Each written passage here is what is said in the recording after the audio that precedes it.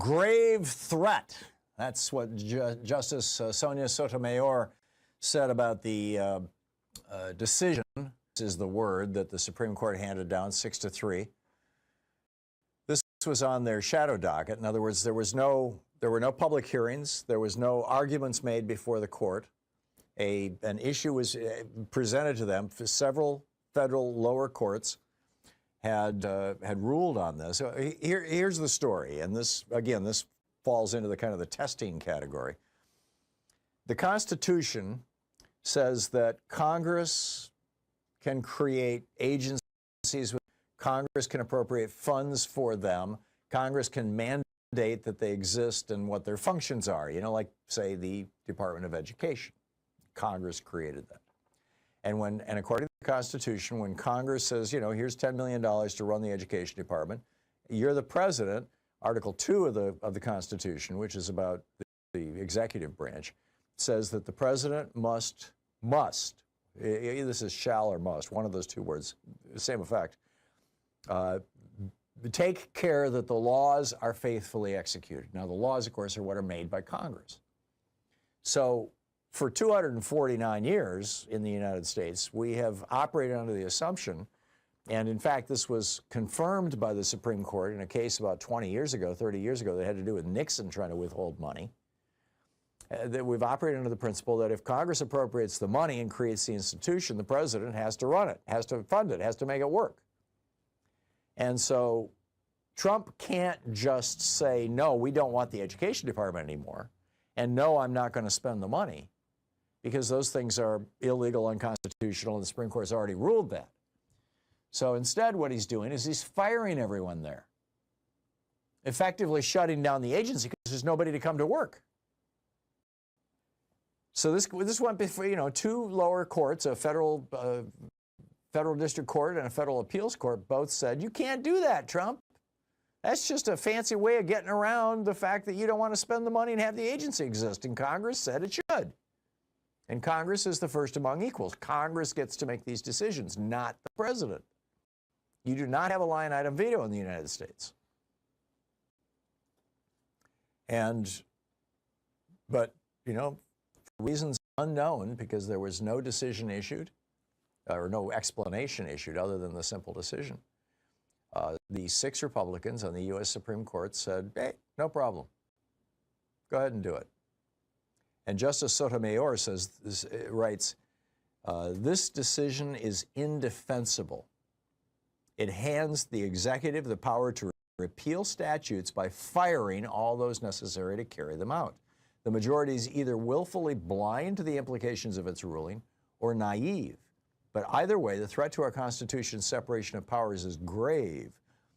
She says, when the executive publicly announces its intent to break the law and then execute on that promise, it is the judiciary's duty to check that lawlessness, not to expedite it. I mean, this is wild stuff. Trump is breaking the law right in front of everybody, and you got 6 justices on the Supreme Court say, yeah, that's cool. Which raises the question, why? I mean, I get it that Clarence Thomas and Sam Alito live inside the Fox News bubble, you know, so much so that you know, Clarence Thomas's wife, Ginny, is constantly spewing, you know, these wild conspiracies and, you know, all this nutty stuff that you get off Fox and right-wing media. And maybe increasingly, maybe entirely, that's the case with the other 4.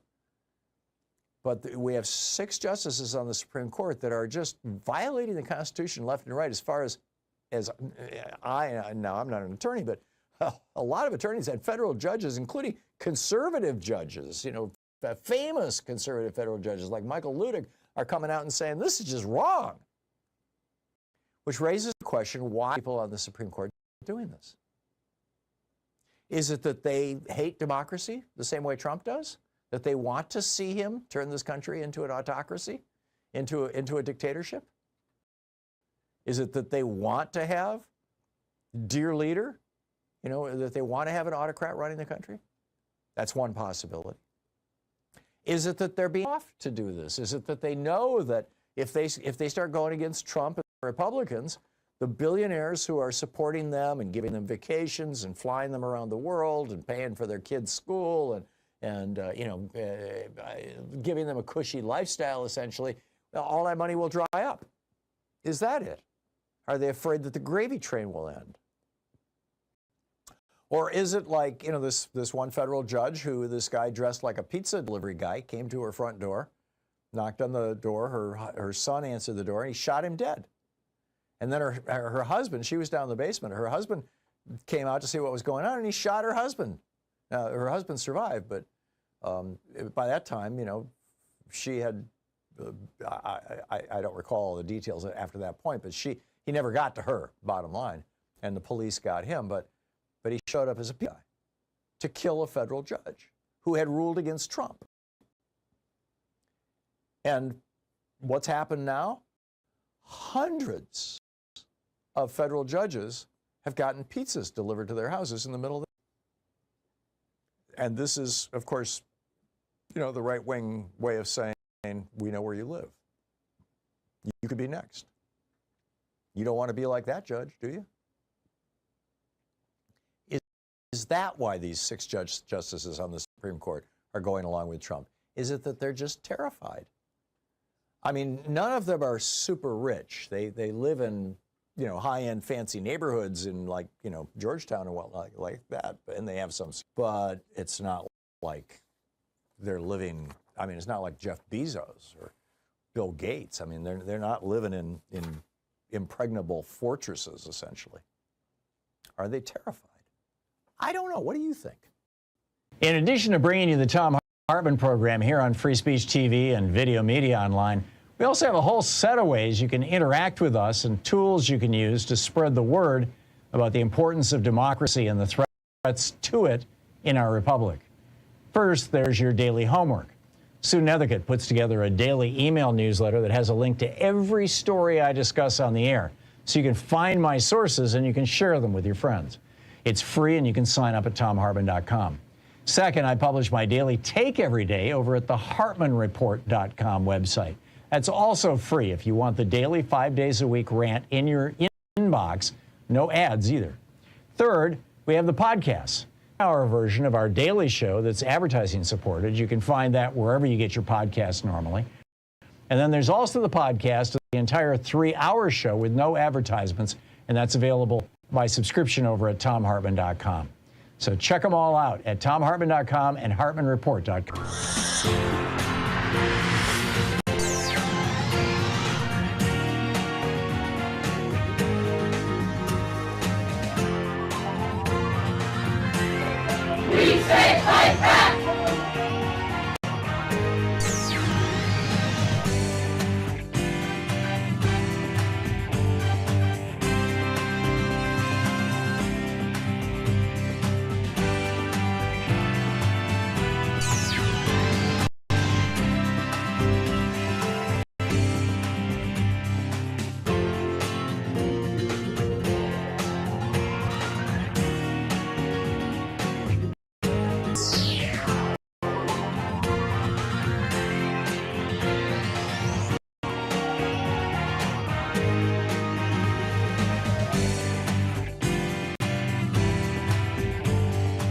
In the Thom Hartmann Book Club is Ezra Klein's new book, Why We're Polarized.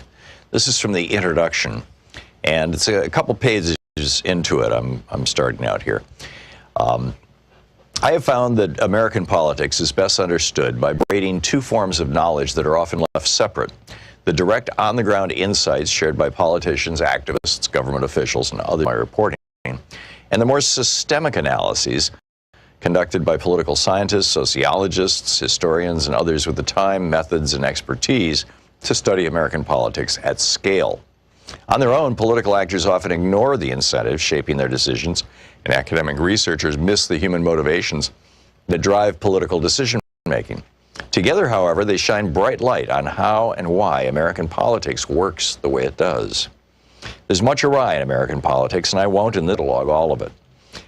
I've come to believe the master story, the one that drives almost all, fundamentally shapes the behavior of participants, is the logic of polarization. That logic, put simply, is this: to appeal to a more polarized public, political institutions and political actors behave in more polarized ways. As political institutions and actors become more polarized, they further polarize the public. Feedback cycle. To appeal to a yet more polarized public, institutions must polarize further. When faced with yet more polarized institutions, the public polarizes further, and so on. Understanding that we exist in relationship with our political institutions, that they are changed by us and we are changed by them, is the key to this story. We don't just use politics for our own ends. Politics uses us for its own ends. There are many different types of polarization possible, and I'll discuss some of them later in the book, but the locus of polarization I'll discuss is on political identity. And that requires saying a few words about a term that should be very useful in American politics, but that has become almost useless: identity politics. A core argument of this book is that everyone engaged in American politics is engaged in identity politics.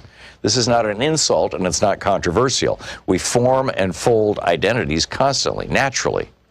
Identity is present in politics in the way gravity, evolution, or cognition is present in politics. That is to say, it is omnipresent in politics because it is omnipresent in us. There is no way to read the literature on how humans form and protect their personal and group identities, literature I will survey in this book, and believe that any of us is immune. It runs so deep in our psyches, so activated so easily by even weak cues and distant threats, that it is impossible to speak seriously about how we engage with one another without discussing how our identities shape that engagement. Unfortunately, the term identity politics has been weaponized. It is most often used by speakers to describe politics as practiced by members of historically marginalized groups. If you're black and you're worried about police brutality, that's identity politics. If you're a woman and you're worried about the male-female pay gap, that's identity politics. But if you're a rural gun owner decrying universal background checks as tyranny, or a billionaire CEO complaining that high tax rates demonize Christian insisting on nativity scenes in public squares, well, that's just good old-fashioned politics. With a quick sleight of hand, identity becomes something that only marginalized groups have. The term identity politics in this usage obscures rather than illuminates. It's used to diminish and discredit the concerns of weaker groups by making them look self-interested. Special pleading in order to clear the agenda for the concerns of stronger groups, which are framed as more rational, proper topics for normal political debate. But in wielding identity as a blade, we have lost it as a lens, blinding ourselves in a bid for political advantage. We're left searching in vain for what we refuse to allow ourselves to see. All politics is influenced by identity. Those identities are most powerful when they are so pervasive as to be either invisible or uncontroversial. American is an identity. So too is Christian. When politicians, including the irreligious, end speeches with "God bless America," it's not because they're making an appeal to a higher power, but because they're making an appeal to our bedrock identities. If you don't believe me, ask yourself why there are so few open atheists or even agnostics in national politics. I mean that politics is an equation solved by locating identity. Identity shapes our worldview, but it does not mechanistically decide it. And while we often speak of identity as a singular, it is always a dizzying plural. We have countless identities, some of them in active conflict, dormant until activated by threat or fortune. Much that happens in political campaigns is best understood as a struggle over which identities voters will inhabit come election day. Will they feel like workers exploited by their bosses, or heartlanders dismissed by coastal elites? Will they vote as patriotic traditionalists offended by NFL players who kneel during the national anthem, or as parents worried about the climate their children will inhabit? What we are often fighting over in American politics is group identity and status, fights that express themselves in debates over policy and power, but cannot be truly reconciled by either. Health policy is positive sum, but identity conflict is zero sum. The book Why We're Polarized by Ezra Klein.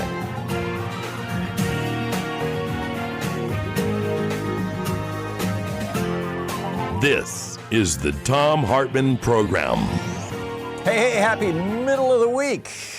We've got a lot to talk about today and one good guest in the second hour. I'll tell you about that in just a second. Oligarchs, outlaws, and the ends of journalism. Reagan's real legacy, we're discovering in Trump's GOP, is all about monopoly and the destruction of the free press. I'll tell you about that in a moment. Also, is Donald Trump in danger of coming undone? The latest Epstein-Trump news and, all things related. In the second hour of our program, our one guest today, Heidi Siegmund Cuda, is going to drop by. Why was Paul Manafort in Albania? And what does this have to do with Donald Trump? And, some details on what Trump is up to these days. And in our third hour, you ready for surveillance pricing? Where an airline looks at your bank account to decide how much you could afford before they quote you a price on an airplane ticket? Seriously. And talk about, wild violations of privacy. So we'll get into that in the third hour of the program. Today's op-ed over at HartmannReport.com is titled Outlaws, Oligarchs, Outlaws, End of Journalism, Reagan's Real Legacy in Trump's GOP. And, basically the CBS merger deal shows everything that's wrong with post-Reagan Revolution America. It's not just another corporate merger. This is really a road sign on the road toward oligarchy propaganda and the collapse of anything resembling honest media. We've watched our most important legacy broadcaster, CBS, give a $16 million bribe to Donald Trump, and then apparently another $16 million in free advertising, all to try to get a merger through, a merger that prior to the Reagan Revolution would have been considered illegal. In fact, under the Sherman Antitrust Act of 1890, the Clayton Antitrust Act of 1919, and the Estes Keyflower, however you say it, Act, I think that's in the 1950s. There are three major pieces of antitrust legislation. This merger is completely illegal. It's just that,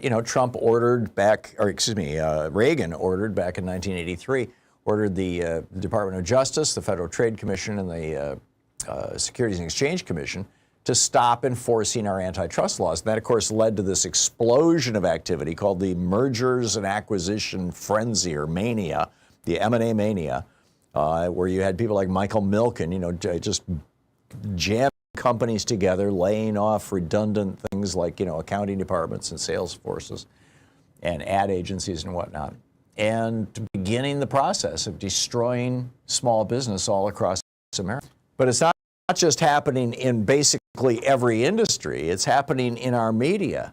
There were 50 major media companies that controlled 90% of our media in 1981 when Reagan came into office. Today there are 6. That's called an oligopoly.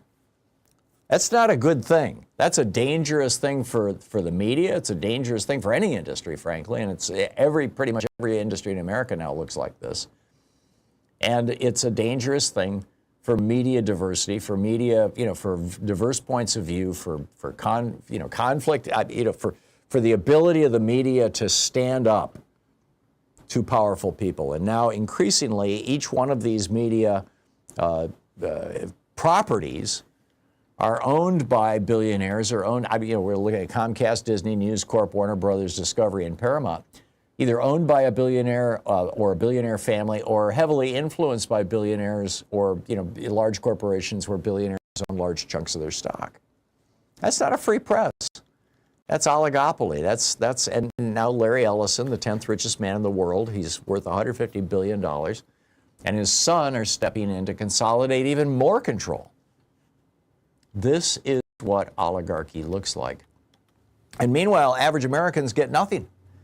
No trustworthy journalism, no independent voices, no real debate, just more billionaire-driven narratives, more Trump hagiography. Oh, isn't Donald Trump wonderful? And more of the toxic sludge that passes for news in post-Reagan America. We saw the Telecommunications Act of 1996 that was pushed by the Republicans and signed by Bill Clinton.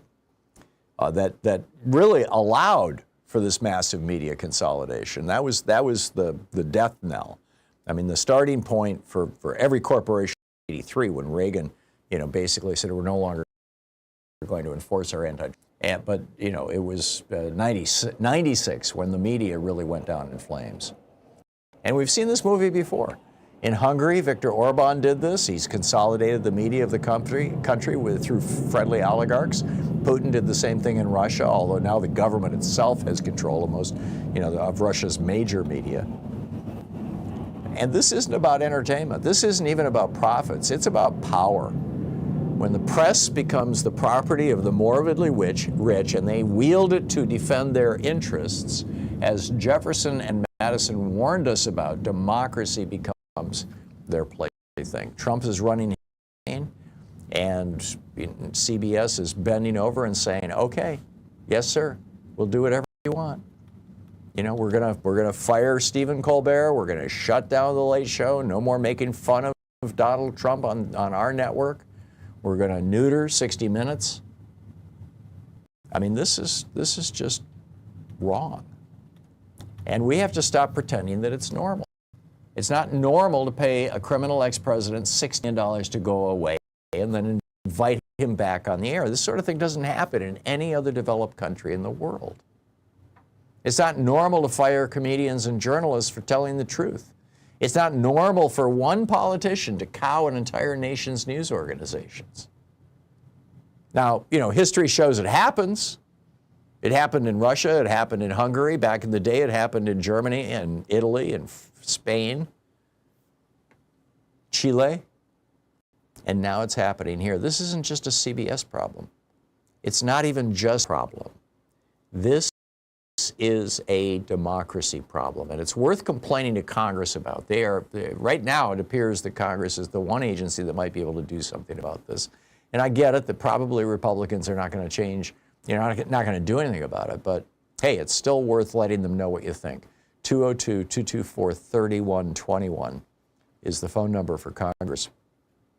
Let them know that the Ellisons and the Trumps and the Redstones should not be allowed to buy and sell the truth, and to filter it for us in ways to satisfy Donald Trump's fragile ego and pathetic need for control. I mean, this is just an extraordinarily dangerous thing. It's an extraordinarily dangerous moment for America. When the media itself starts getting bought up by billionaires who are openly aligned with it. Larry Ellison was, one of the major donors to the Scott campaign out of North Carolina. He's funding super PACs that help out Republicans in big ways. This is just simply not good. It's not healthy. This is how democracies go down in flames, is when their media falls apart. And I would add, as a guy in the media, thank you for supporting this media outlet. However you're listening to this program or watching it, thank you for supporting us. America needs alternative media now more than ever. We'll be right back. It's 14 and a half minutes past the hour. This is the Thom Hartmann Program. We'll be right back. Stick around. It's your media support group for We the People.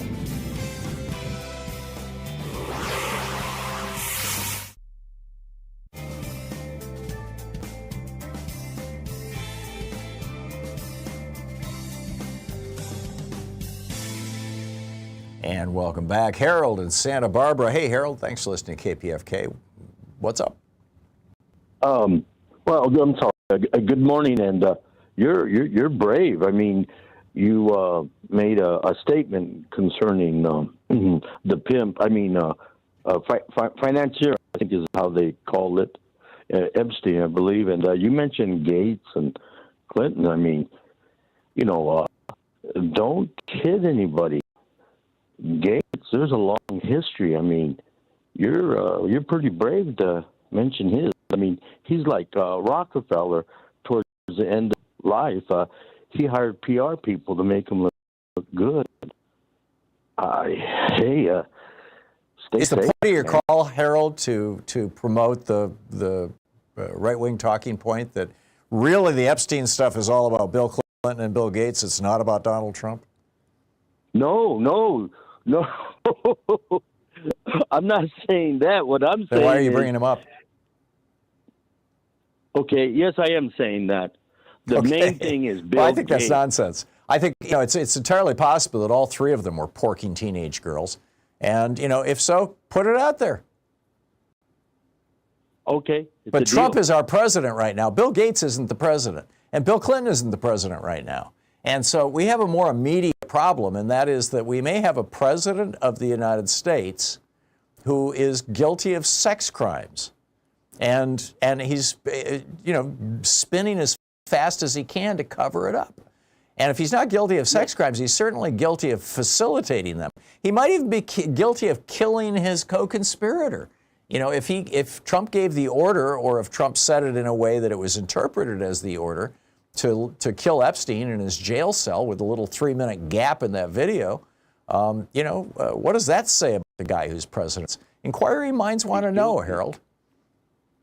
Yeah, he's guilty, but well, I don't know that, but I would like to see the evidence.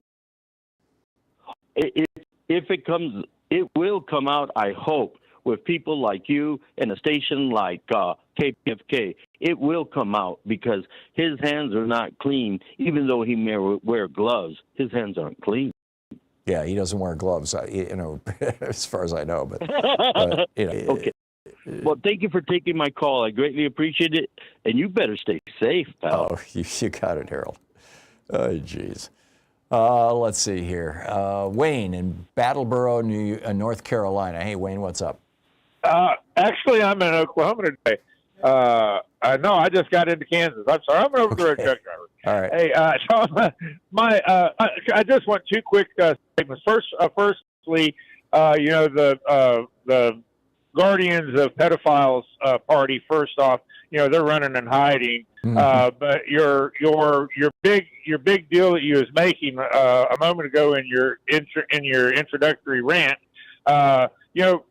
corporatocracy's whole goal, there's a quote, and I wish I could remember who said it, but we tell you what to think, we tell you what to believe, we tell you the clothes to wear, the car to drive, we tell you what's cool and what isn't, and you gobble it up, hook, line, and sinker. They told us, we've known this for years.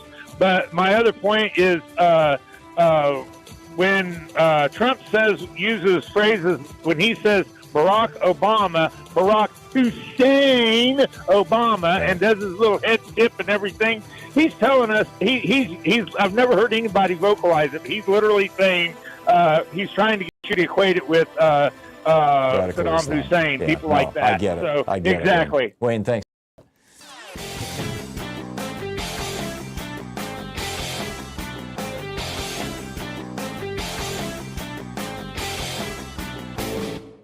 Missed my opening rant today? It's usually published over at HartmannReport.com, where you can read it and share it with your friends for free. Check it out, HartmannReport.com. Way back in 1964, when Lyndon Johnson signed the Civil Rights Act, the Voting Rights Act, the Republicans started this rant about how the election of 1960, Jock Kennedy stole that election, and there's voter fraud in America. And it became a thing. They started this thing called Operation Eagle Eye. William Rehnquist was running it in Arizona, trying to intimidate Hispanics and African Americans into not voting, essentially. They've now used this claim that non-citizens are voting, this voter fraud claim, in virtually every red state to make it harder to vote, to purge people off the voting rolls, to make people's votes not counted with their exact signature matches. It's a scam. It's a grift that they've been running for 60 years, and the American media won't call them out on it. There's a whole piece about it called Trump and the GOP's Big Lie 2.0 over at HartmannReport.com. Please check it out. You'll find it fascinating.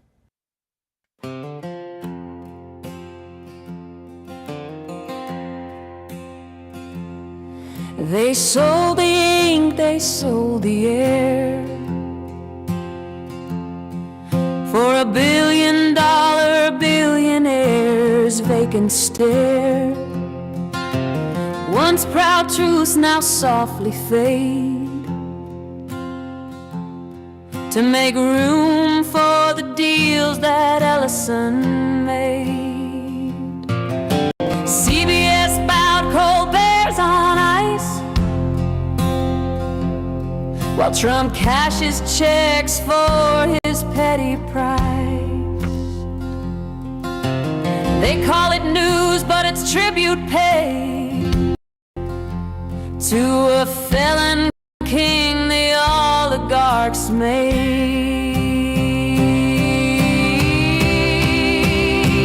This is the end of journalism when power buys the press. The ghost of Reagan whispers still while truth gets laid to rest. The fourth estate's been auctioned off to gods in human skin.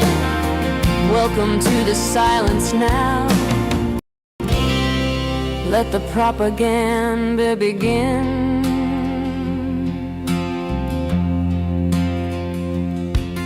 There were once 50 voices, now just 6 remain. And they echo the gospel of greed and gain. And a trust large while democracy chokes in a branded shirt.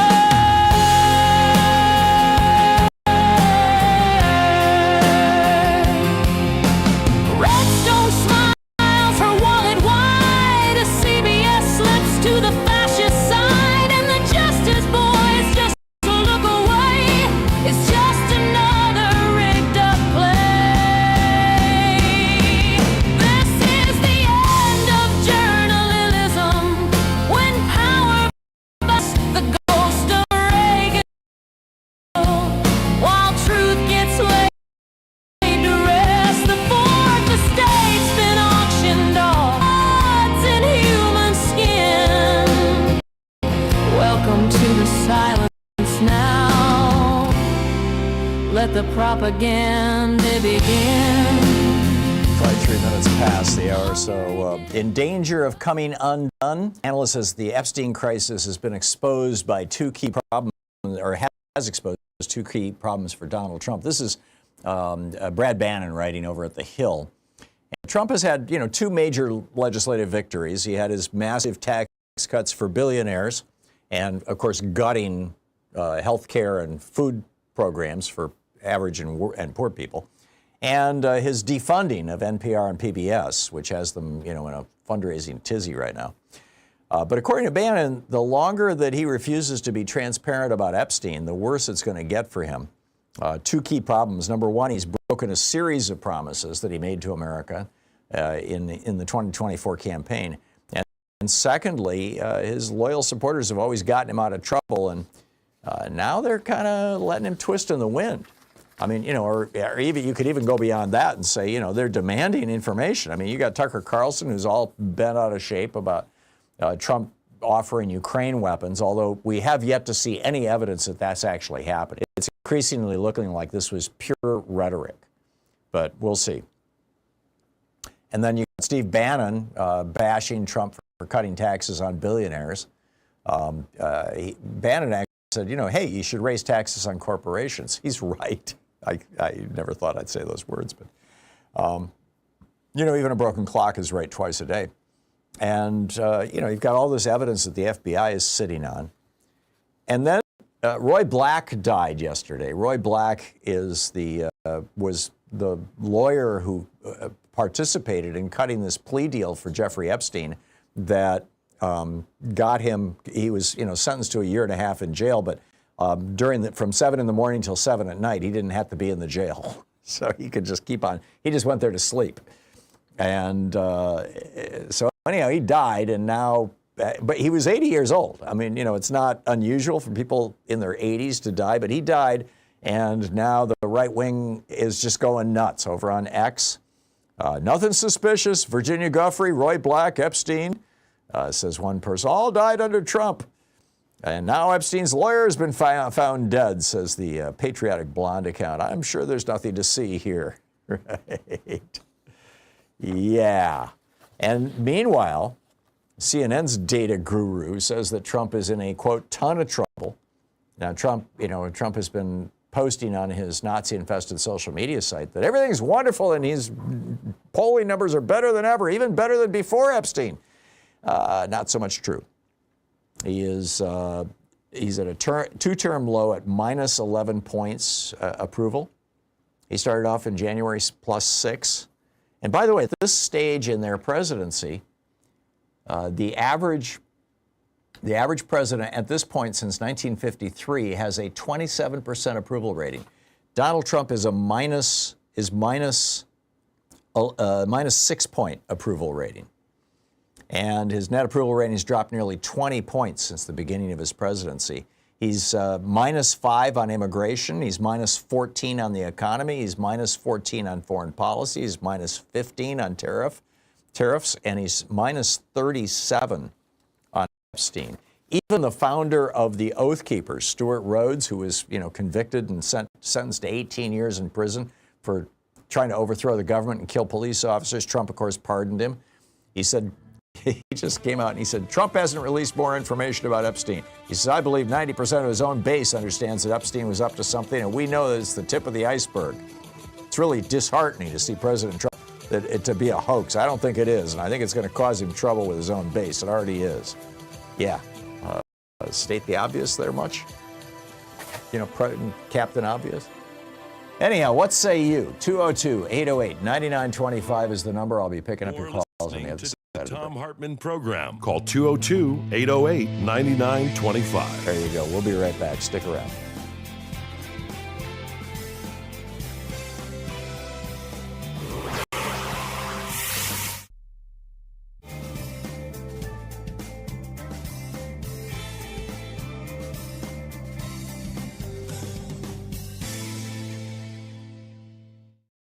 For the Thom Hartmann University Book Club today, we're reading Locked Down, Locked Out, Why Prison Doesn't Work and How We Can Do Better by Maya Schenwar, who is, or was, I believe she still is, the publisher, or the editor, rather, over at truthout.org. This is the introduction, the very beginning of the book. She uses a word I can't say on the air. I'll replace it with the word damn. Damn, damn, damn, damn, damn. I'm crying with my mother over the phone. It's late evening, December 25th, 2012, and Kayla, my only sister and best friend, has been arrested for the 7th time in the past 6 years. She's in jail again, and this time we're sort of hoping she'll stay there. If she asks, I tell Mom, I'm not bailing her out. Well, we're not, Mom says, her voice low and far away, a weary echo of words uttered in months and years past. If she's in there, at least she'll be safe. Jail, we agree, may be the only place that can save Kayla's life, staving off her burning dependency on heroin. Neither of us acknowledges that regardless of whether Kayla stays clean while incarcerated, sooner or later she'll be getting out. Do we know what she's in for, I asked Mom. Does it matter? I think of Kayla cuffed and listless being driven to county jail, catching the eyes of women she's known before in court, on the street, in juvenile detention, in jail, in prison. I wonder whether a part of her is relieved to be back. Later, when I pick up the phone and hear a robotic voice announce, you have a collect call from the Cook County Jail, press 5 to take the call, I press the hang-up button and get into bed. My attitude toward Kayla's incarceration was born out of desperation. She'd overdosed 3 times within 2 months, passing out on the street, awakening in abandoned buildings or crowded hospitals, her pulse barely ticking. Yet my wish chafed against not only my love for her, but also my politics, my ideals, my sense of justice and truth. After all, I run a social justice-based news organization and have denounced the colossus that is the prison industrial complex for as long as I can remember. For nearly a decade, I've corresponded with a number of people in prison as both interviewees and pen pals, and I've learned much from them about the violence and hopelessness of our system. My understandings of the power structures that create prisons have been guided by the work of people like activist and scholar Angela Davis, a staunch prison abolitionist. How could I reconcile my wholehearted opposition to the prison industrial complex with a desire to see my own sister locked up? When I look back on that time, I can only comprehend it by acknowledging the insidious, persistent role that prison occupied in my mind. It was closely connected to the role of society. Incarceration serves as the default answer to many of the worst social problems plaguing this country. Not because it solves them, but because it buries them. By isolating and disappearing millions of Americans, more than 2.3 million right now, making us the most incarcerated country on the planet, prison conveniently disappears deeply rooted issues that society, or rather those with power in society, would rather not attend to. Prison, writes Angela Davis, performs a feat of magic. As massive numbers of homeless, hungry, unemployed, drug-addicted, illiterate, and mentally ill people vanish behind its walls, the social problems of extreme poverty, homelessness, hunger, unemployment, drug addiction, illiteracy, and mental illness become more ignorable too.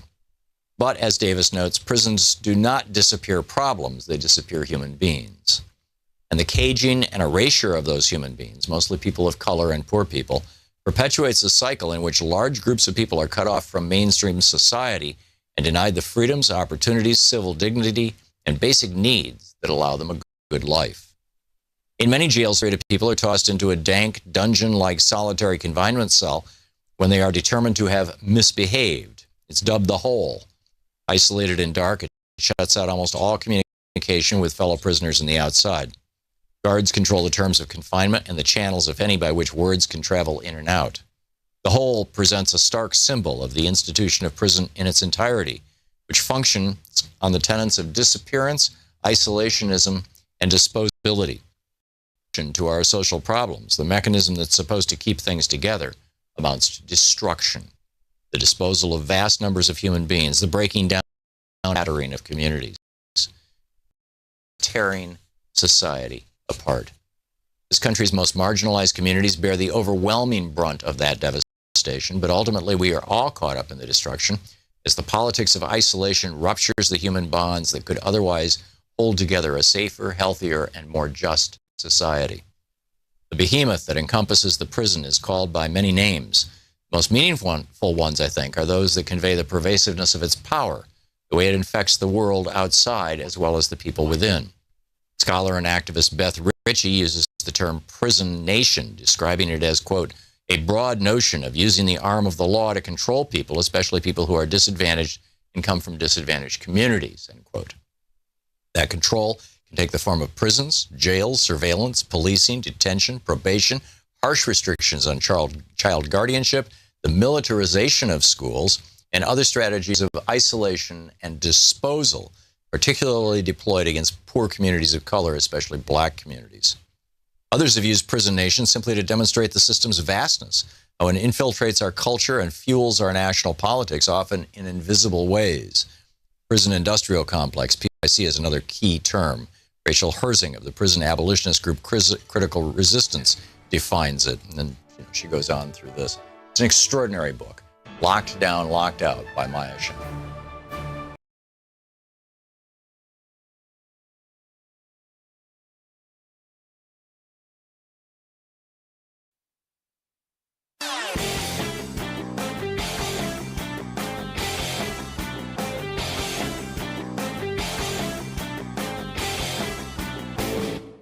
Did you know that every weekday we send out an email before the show giving you all the topics coming up so you can be fully informed and ready to interact with our program? Or that after the show we send out Sue's Stack, a list of every topic I've discussed along with clickable hot links to every source of information I've shared with you on the air? It's all completely free and available over at thom.tv, THOM.tv. Check it out.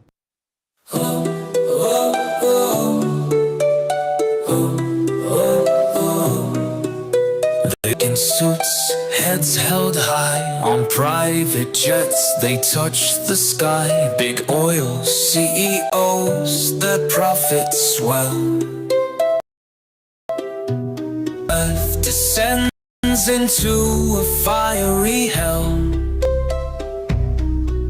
Their hands hold fortunes, their hearts hold lies, ignoring the flux, the smoke-filled skies. They knew the risks, they knew the score, yet chose the profits and waged this war. The climate killer CEOs, with every deal the damage grows. They poison seas, they scourge the land and left destruction in their hands. The truth was clear, they turned away, and now the world begins to pay. Welcome back, 35 minutes past the hour, and picking up your calls here. What's on your mind today? Roger in Seattle. Hey, Roger, what's up?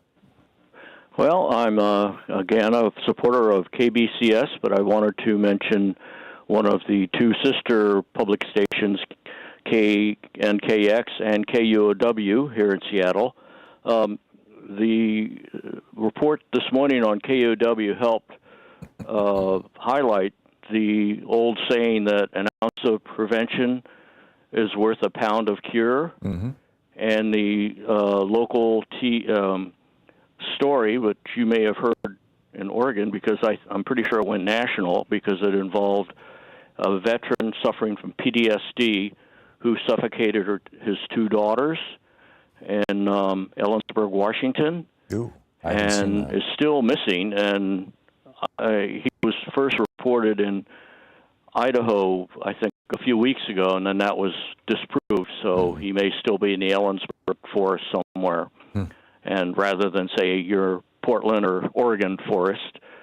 But anyway, it also illustrates the problems with the Texas flood, that the state Republicans were too involved in defending their criminal attorney general rather than paying attention to all of the ounces of prevention that were suggested for the Kerr County people, and yet they allowed all of that to go on and flood and kill all those people in the Guadalupe River Valley. I had been to the Moe Ranch a year ago in April and had a chance to see the Presbyterian camp there that had, according to Fox News, on July 7th, evacuated their campers and adults before any public warnings, because they knew that a flood was coming. Right. So I think for the camps that weren't as well prepared as some of the other areas, the state of Texas, again, illustrates the Republican view that, let's do the quick fix and let's put off all the prevention that costs too much, and if somebody dies, then we'll do something about it. Well, apparently that community, Kerrville, or maybe the county, one of the governmental agencies in that area was begging the state for the money to put flood alert sirens along that river. And the state government kept saying no, because, Republicans are all about, the only thing that we allocate federal money or, state money for, public funds for, is tax cuts for billionaires. I mean, or subsidies for the fossil fuel industry. And you guys aren't the fossil fuel industry. The other thing is, too, that most places do not allow people to build on floodplains that the insurance companies won't insure. Right. Well, they redesignated them in a way. Texas does that. Yeah. Including camps for kids. Yep. And they also redesignated the floodplain area. They changed it from one level of classification to another, presumably so that they could expand. This looks like it might have been a payoff to a politician. So, I mean, there's a lot of stuff that's going to come out of this thing, Roger, over the next months, assuming that Greg Abbott can't keep it all hidden. But Texas, being run by Republicans, is one of the more corrupt states in America. It's right up there with Florida. So this should not surprise us. And they're going to redistrict to get more Republicans. There you go. Exactly right. Roger, thanks for the call. MJ in Ankeny, Iowa. Hey, AJ, what's up? Hey, MJ. Tom. How are you? Good. What's on your mind today? Thanks for taking my call. Well, I just want to just mention the last couple of days when we've been talking about the Epstein files and the wrongdoing of the people there, that I would just want to ask you to reframe your language, if you could, to call it rape rather than poking or porking young kids, because it's statutory rape. Yeah, you're right. It's not the objectification of the younger individuals who have been involved in this and who are raped. Yep. And so it's more inclined to use that kind of language when it's talking about J.D. Vance and his couch. Yeah. But not when it comes to, and I don't mean to make a laughing point. I got it. Okay. Thanks you. Albert in Canoga Park, California. Hey, Albert, what's up? Hey, Tom. First of all, I think you're amazing.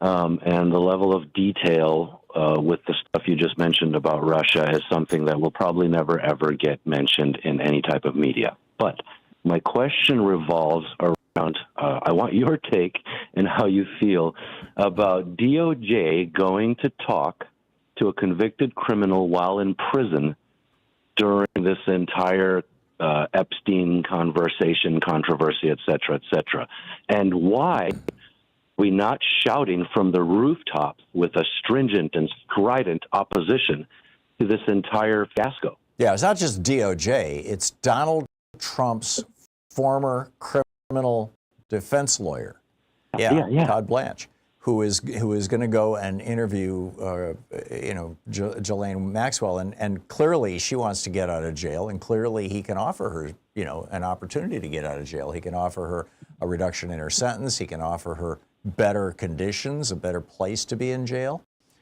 He can offer her a pardon, presumably, and I would guess that the terms would be something like, Ghislaine, just hang on for another 6 months. That's all it's going to take for this to die down.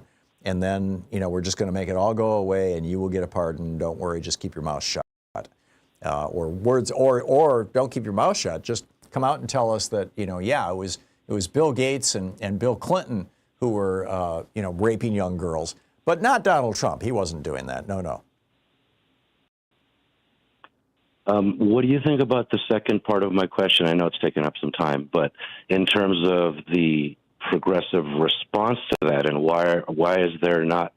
I guess I'm saying, why are we not shouting more? I have seen quotes from multiple Democratic politicians saying, it sure looks like he's trying to set up some way of wiggling out, or of course it's not going to be honest. I would like to see. I would always like to see Democrats getting more aggressive, frankly. This should be Benghazi times 10. Yeah, no, I'm with you. The problem is we don't have a Fox News. We don't have a media outlet that has a cult following that constitutes 15, 16%, where they will pound a story, even if it's not a factual story, even if it's dishonest, pound it over and over and over again to the point that it begins to seep out into the rest of the mediascape. But yeah, I'm with you. There should be a Benghazi level of outrage around this. Albert, thank you very much. Dave in Federal Way, Washington. Hey, Dave, what's up? Too much, Tom. Can you hear me? Yeah, just fine. Hey, look, I'm sticking with my original analysis. Look, we have a serious problem in this country, and it's not really Donald Trump. It's Trump supporters. Like, people misunderstand. They think I have something against authoritarianism. Personally, I do not. All right? It's not going to work in America. Look, Trump is already suggesting that he goes with the Kuiper, Jeff Bezos' Kuiper project. That's the low Earth orbit satellites that are akin to Starlink for this golden dome. In other words, he's punishing Elon Musk. Elon Musk went from a positive popularity to double-digit negatives when he went up against the MAGA nationalist socialist machine. Okay, and this it's all just faux. Look, we in the United States in the past, when adversaries start using when they started using the cables, when they start using certain technology, we attack them. Okay, and one example is Syria. We've attacked Syria. We've hit Syria before because when Bashar al-Assad was in charge, they were using like fiber optics to coordinate their air defense. Russia and China know this.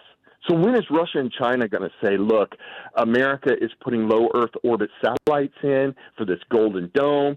This Golden Dome threatens our ability, like in the case of Russia, according to General Clark, Russia's going to move on Odessa. They're going to take Odessa. Well, I mean, when is Russia and China going to say, no, this is a red line. We're going to attack America. And this they're not going to be out-dictatored by somebody in America. And this is what, the problem is with MAGA. And I don't think none of this sex stuff is going to affect Trump's popularity or his danger. He's threatened to have Obama some faux charges. He's trying to change the subject, Dave. Yeah.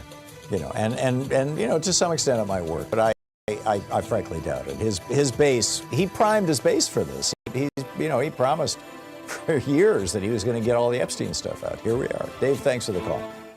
You're listening to Thom Hartmann. Visit thomhartmann.com for audio and video archives. Occupying the media 3 hours a day, 5 days a week, right here. I'll be right back with you. It's 46 minutes past the hour.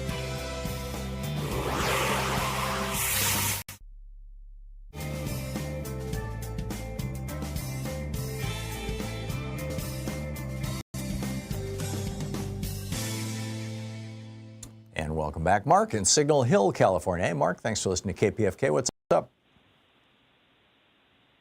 Last night I caught a thing that YouTube got rid of all the Russian and Chinese bots in one fell swoop or something. I'd like to hear a heck of a lot more about that and actually see a list of the sites they got rid of, and so that people will know the sites they've been looking at were. Where did you see that reported, Mark? I have not seen that story. You know, the little the Google gives you the eye candy to look at. I look at that to get bored and go to sleep, and it was in there. Huh. Interesting. I'll have to look for it. Yeah, interesting. If I see more, I'll text you about it or something. Okay. Sounds like a plan. Thank you, Mark. Barbara in Falls City, Washington. Hey, Barbara, what's up? Hi. Well, I get emails every day. I get 2 from Hold the Line, but the small print on that Hold the Line is Marcus for Georgia. Mm-hmm. And they say that their Hold the Line PAC is championing the next generation of Democrat leadership, blah, blah, blah. Mm-hmm. Okay, and paid for by Hold the Line.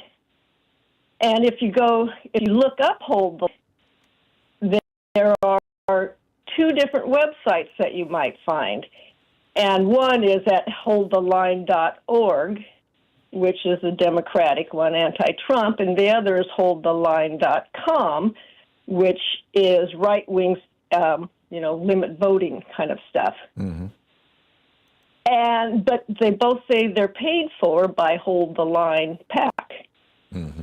And so I'm wondering, can two different PACs have the same name? And are people thinking that they're donating to a Democratic one when they're actually donating to this right-wing one? It's not inconceivable. I've never heard of this group, Barbara, so I don't know. And you'd have to do probably a little more research. That I just plugged in Hold the Line on Google, and what came up was the song Toto. It was like the first 50 links. So you're going to have to do a little bit of digging, maybe going to one of the, like ChatGPT and just saying, I see that there's apparently 2 different Hold the Line groups, a right-wing and a left-wing one. What's going on? Or, something like that. You might get some more detailed response. But it illustrates a much larger problem. And that is that, we are all being solicited all the time by all these groups and sometimes by, particularly in text messages that we get on our phones, by what appear to be candidates. You get a text that looks like it's from Bernie Sanders or it looks like it's from Elizabeth Warren. But the link is not going to their website, and it's not going to ActBlue. Or sometimes actually it even goes to ActBlue. Some of these scammers use ActBlue, which is one of the criticisms of ActBlue right now. Yeah. And it turns out that even the so-called legitimate ones are taking 90% of their revenue and shoveling it off to the owners of the PAC or the organization, and it's just they're scams. That's why you should never ever click on a link that gets texted to you. It's also a great way to seize control of your phone. But I don't know anything about Hold the Line, but I would suggest that you do a little more research or just bail, unsubscribe. Barbara, I got to run, but thanks for the call. It's 10 minutes before the hour. I'll be back with 1 minute.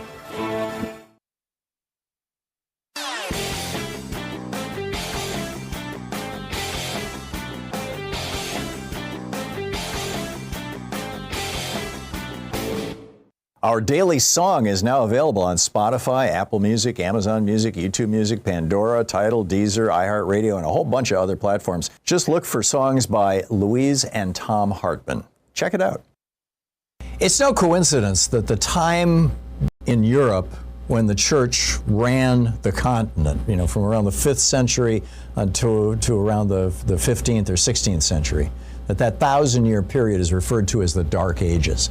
This is what happens when religion controls politics, when religion controls the state, the nation, and every nation of Europe was controlled essentially by the Catholic Church during that period of time. It got busted up with the Protestant Reformation in the 16th century. This was what the founders of this country very much knew about. George Washington refused to declare himself a Christian. Thomas Paine wrote an entire book embracing atheism. Ben Franklin fled Massachusetts as a teenager to escape the religious threats. And Thomas Jefferson went off on it regularly. There's a whole piece about how the Republicans are trying to impose a new dark age on America. It's all laid out, all the quotes and all the links over at HartmannReport.com. Check it out.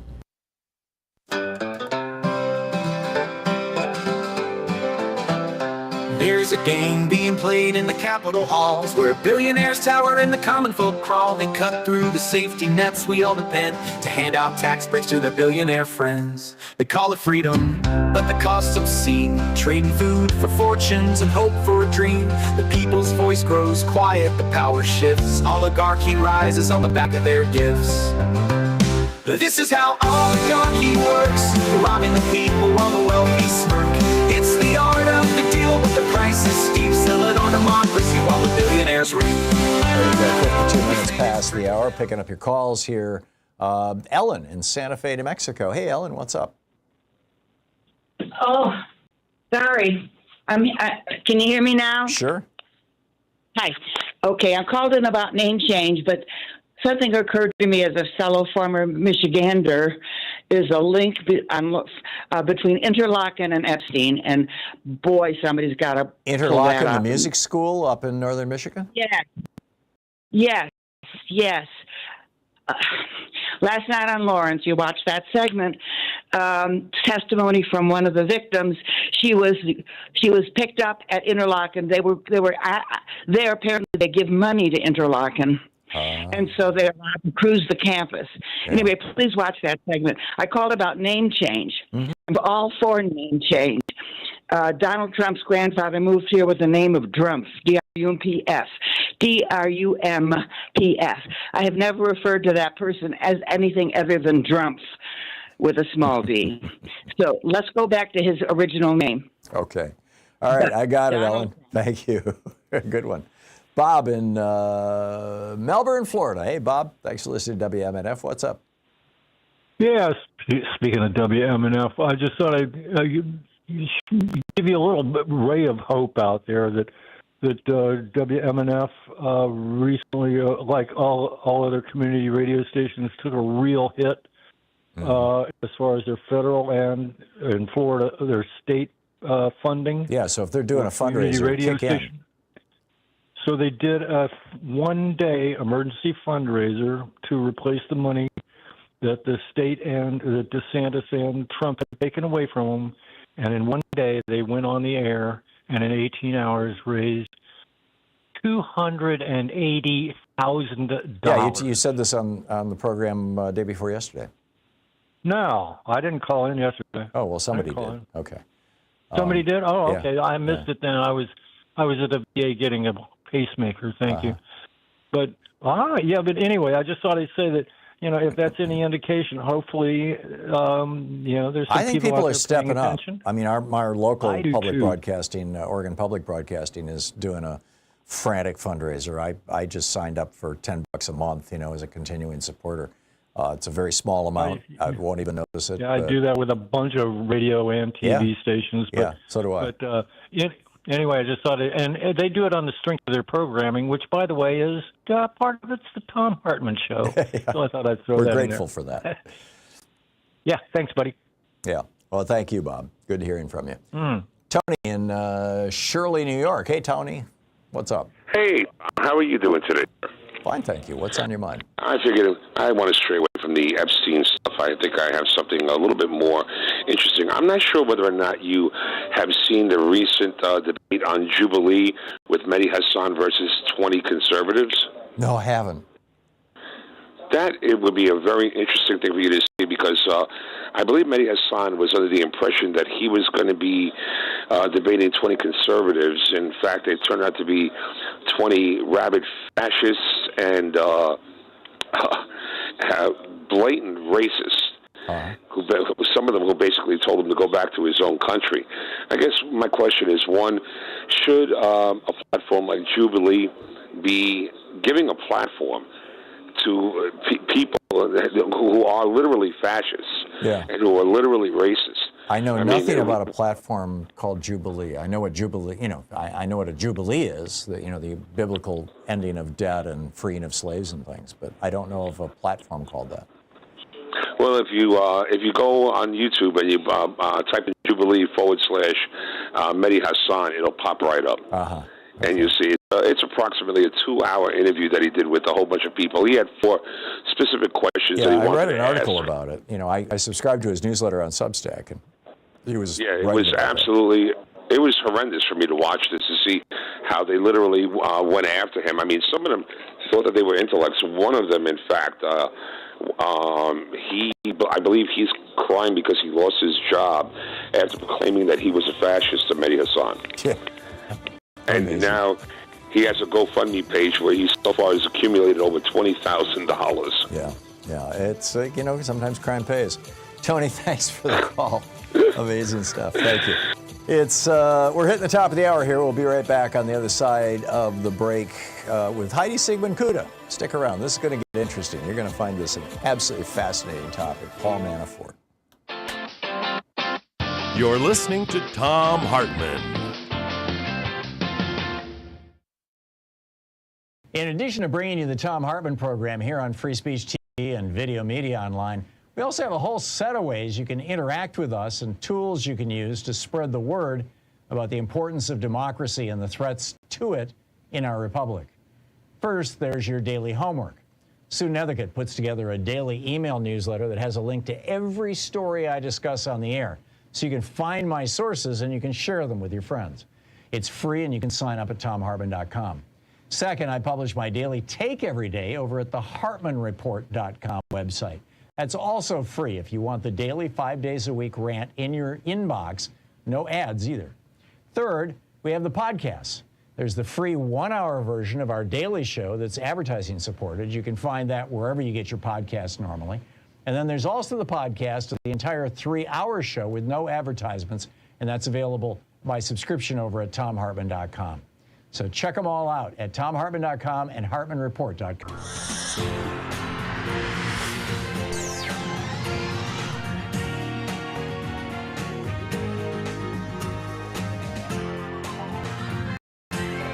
We say fight back!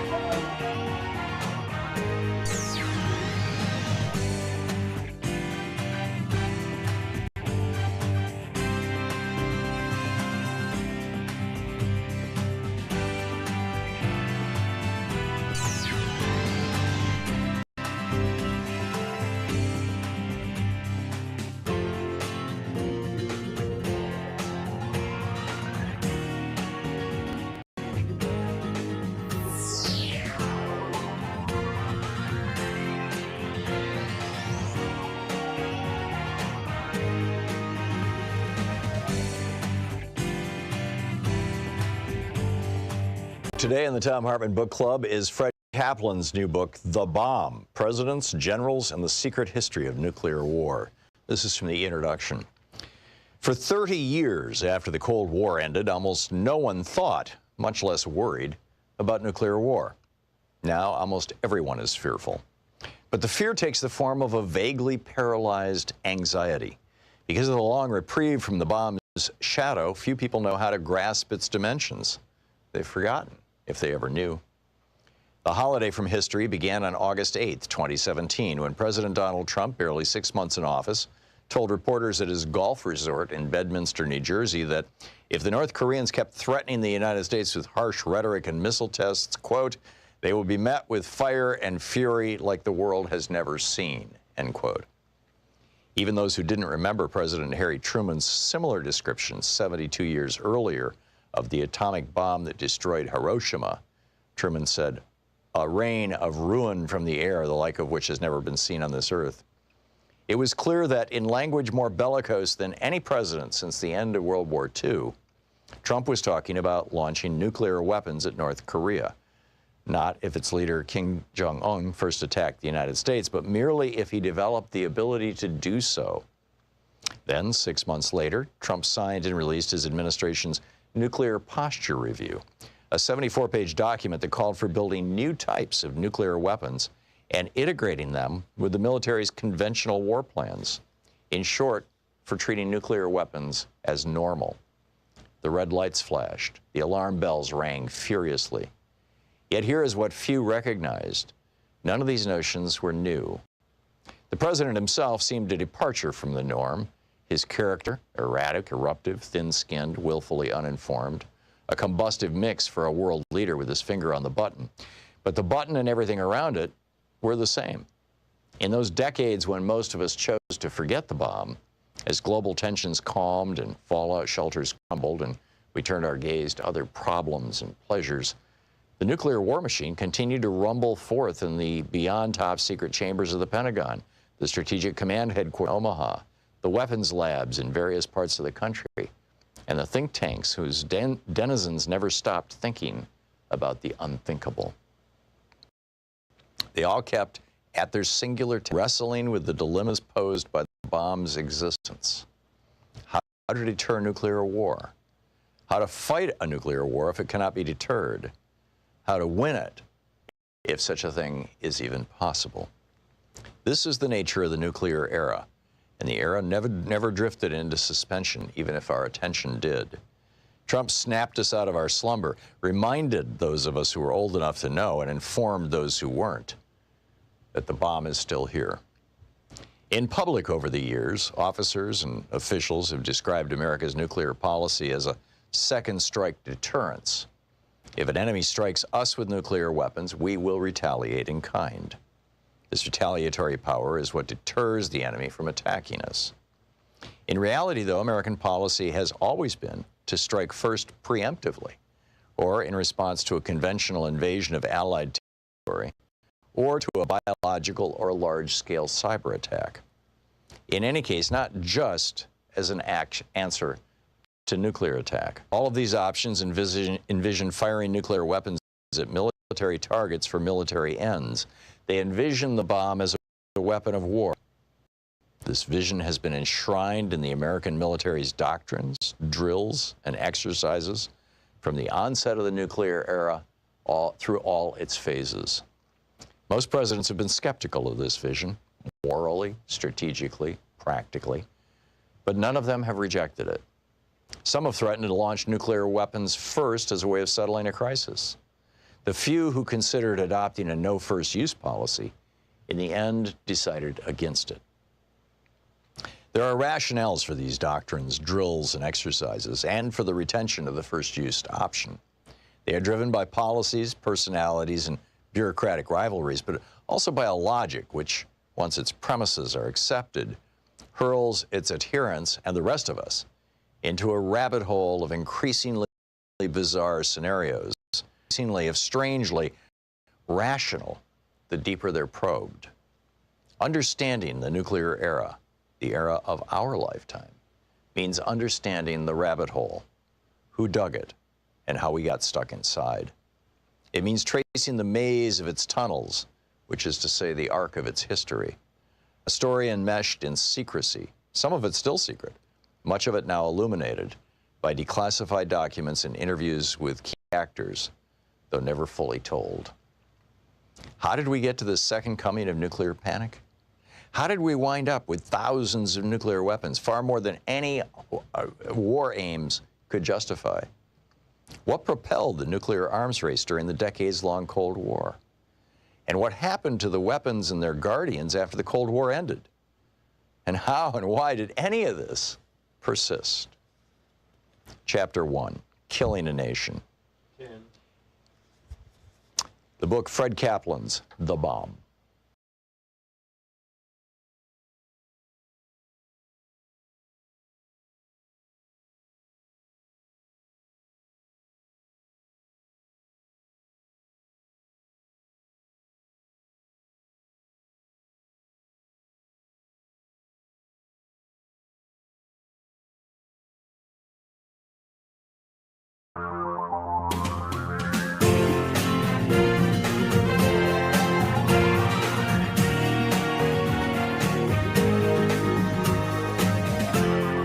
This is the Thom Hartmann Program. Welcome to the second hour of our program. Put your mind into the Wayback Machine back to 2016, and Donald Trump is running for president. And the guy who's running his campaign is a fellow by the name of Paul Manafort. Paul Manafort came back to the United States from Eastern Europe to run Trump's campaign. He offered to do it for free. And he's got some pretty skeezy connections to Vladimir Putin and oligarchs that work with Putin. Heidi Siegmund Cuda has been writing about this. In fact, her latest piece over at the Betty Dangerous newsletter on Substack. It's Betty Dangerous, B-E-T-T-E, dangerous.com, the old-fashioned spelling. Betty Dangerous. And what Paul Manafort is up to these days is totally amazing. Heidi, welcome back to the program. Tell us about this. Why is Paul Manafort in Albania, or was? Yes. Hi, Tom. How are you? I hope you can hear me all right. Just I have fine. a sketchy internet. Oh, good. I'm so happy to see you. And thank you for all the great work you continue to do. I read you every day, and I'm just so amazed that under the conditions that are set in front of you, that you continue to really tell people what is most important in this moment. So I thank you for that. I think it's really important to not ignore what happened a decade ago. Like Carol Cadwalader, who's an investigative reporter in the UK, she continues to push on to expose what happened in Brexit and Russia's involvement. And I feel we need to do the same. We have crises after crises. And I really think it's important that we don't overlook the fact that I believe the 2016 election, not only do I believe it, I listened to Christopher Steele at the Byline Festival last weekend talk about he believes that the Russians were the defining factor in why Trump won the election in 2016. Who was his manager for a few months, right? Yeah. Who was his manager? Yeah, Manafort was running the show, and the Russians were, and Manafort had apparently taken inside information from the Republican Party on, information on individual voters in a half a dozen swing states, and handed that off to the Russian intelligence services, and then they used Facebook to individually target these people, principally black people who were Hillary Clinton voters, to convince them that Hillary Clinton didn't like black people. That was the main focus of it, and it actually worked. It's the black vote in those 6 states was down substantially compared to other states. Correct. So what's really important is that while Paul Manafort was working pro bono on the Trump campaign, he had offered to give private briefings to Oleg Deripaska, who's an oligarch that he was in debt to. We have to remember that Paul Manafort, for a decade, worked to install a Putin puppet into Ukraine, Viktor Yanukovych. Yanukovych had been working with him since 2005 and had failed initially. And then Manafort, using the techniques he learned as a lobbyist, gave Yanukovych elocution lessons, put him in nice suits, and then he comes back and wins in 2010. And why this is so, again, he was paid somewhere around $66 million to do this work, and he was paid this money by pro-Russian oligarchs and pro-Putin cutouts. And they use slogans like "lock her up." And we repurposed those slogans, as you know, in 2016. So they had a playbook, and that playbook was used in the Trump campaign. And honestly, when you look at the Mueller report, it is just so shocking, because here you have Paul Manafort offering polling data to the Russians, to an ex-KGB spy. And why this is so important, as you said, Tom, is that the election was swayed 3 states, handful of votes, and even people like Christopher Steele, who worked in British intelligence and worked as a Russia watcher and did, of course, the Steele dossier, says that it was it was the influence of the Russians and people like Paul Manafort that actually turned the election outcome the way it did. And we still don't have any, we never rectified that. We just sort of said, oh, this is how it goes. What's astonishing right now is that you've got the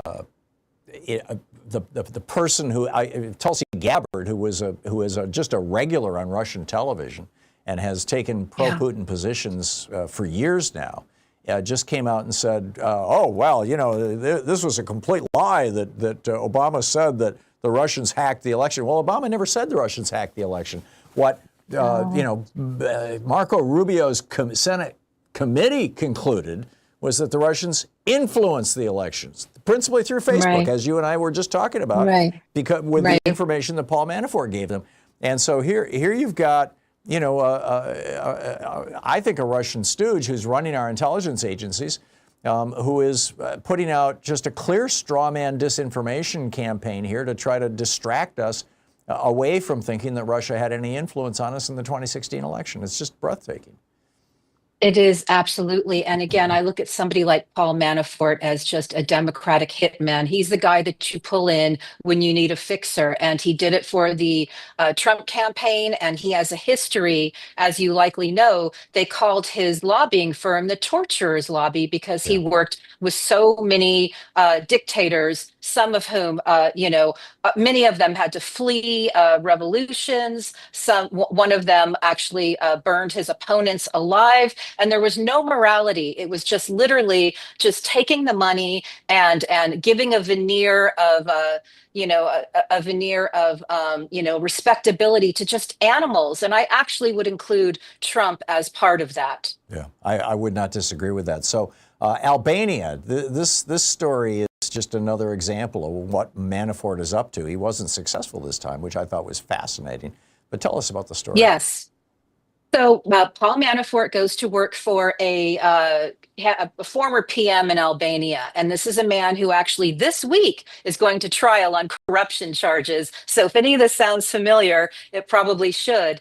The good news is his candidate did not win. The candidate that is pro-EU did win. But just like with Ukraine, these guys come back and they may not get it this time, but they can get it again. But I think it's quite fascinating that the campaign slogan in Albania for his candidate is "Make Albania Great Again." That was the first slogan that they you know, pulled out. And I just they do this playbook over and over and over again. And as I wrote in Betty Dangerous, it's because America, I believe, is terrible at dealing with actual treason. So these bad actors, these Democratic hitmen, who I think are largely responsible for the world becoming more authoritarian. People like Paul Manafort are directly responsible for the fact that the world is moving toward authoritarianism. They just keep doing the same thing over and over and over again. And I think it's because we failed at dealing with actual treason. Somebody like Paul Manafort gets a pardon and is able to continue doing this work throughout the world. And I just believe that's terribly wrong. Yeah. Thank you, Merrick Garland. So, you said a mouthful. So, in your opinion, we're talking with Heidi Siegmund Cuda, who writes the BettyDangerous.com, BETTE, dangerous.com Substack newsletter. What's your sense of where this whole disintegration of the Trump base is going to go? I mean, he's still apparently polling very well among Republicans. The last poll I saw was 89% support among Republicans. But his support among independents, which is what pushed him into the White House this time around, has just collapsed. And the Marjorie Taylor Greene QAnon crowd are starting to turn away from him. You know, what's your sense of where this is going? You know, we've seen this before and we think that it's going to collapse and then it comes back together. And for me, I think one of the biggest ruses on the American people was tethering Donald Trump, a Russian asset, to the Republican Party. I think that's where people got confused. And a lot of the Eisenhower Republicans thought they were voting for a true Republican. And I think what we've seen, quite frankly, is somebody who is a friend to autocrats everywhere.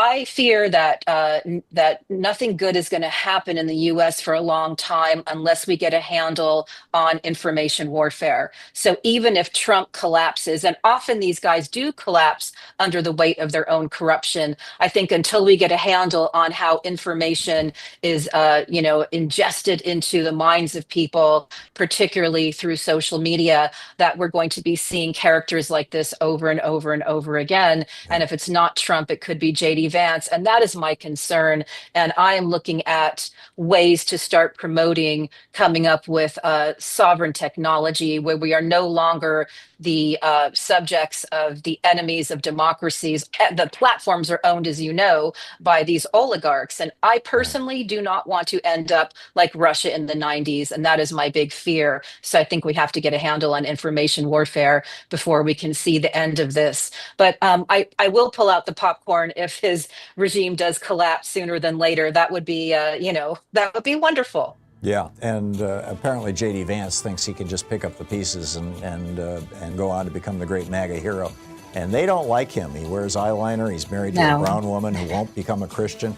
I mean, they just don't like him. Heidi Siegmund Cuda. No. Yeah, check out her brilliant Substack newsletter, Betty Dangerous, BETTE, dangerous.com. It's free, and sign up and you'll be amazed. Heidi, thanks for dropping by. Oh, thanks, Tom. Great having you with us. This is the Thom Hartmann Program. It's 17 minutes past the hour. I'll be back with you and picking up your calls and more of the news of the day right after this. Stay with us.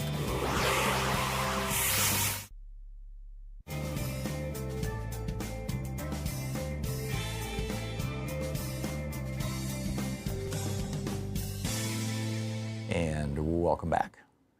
And let's see here. Claudia in Newport, Oregon. Hey, Claudia, what's on your mind today?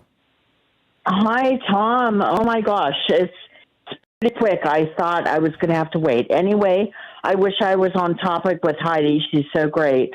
I have a quibble like Jefferson would say, like I told Mateo, Jefferson would say quibble. I say quibble because it's not really something really bad, but it's something that I have to say. Chat GPT, AI, all this kind of, first of all, I have to say AI, I believe, is destructive to our continued, whatever, groundwater, everything that AI uses for its continued operation. I don't believe we need it. I don't believe we need it, and I don't believe we should tout it. I don't believe we should recommend it. Yeah, well, then don't. Don't use it and don't recommend it. Claudia, thanks for the call. Stephanie in Eugene, Oregon. Hey, Stephanie, what's on your mind today? Yeah, I cycle back to Ghislaine, and I had brought this up Tuesday, but your show ended before I got on. I've been wondering, what's the likelihood that her sentence is either going to be commuted or she gets murdered in prison like Epstein did? Because she either has to line up with the view of Trump or go away. Well, she's demonstrated her ability to keep her mouth shut, right? She has not spoken out in, what has it been, 3 years, 4 years, 5 years, 6 years? However long she's been in jail. They threw her in jail during Trump's last term, so it has to be more than 5 years.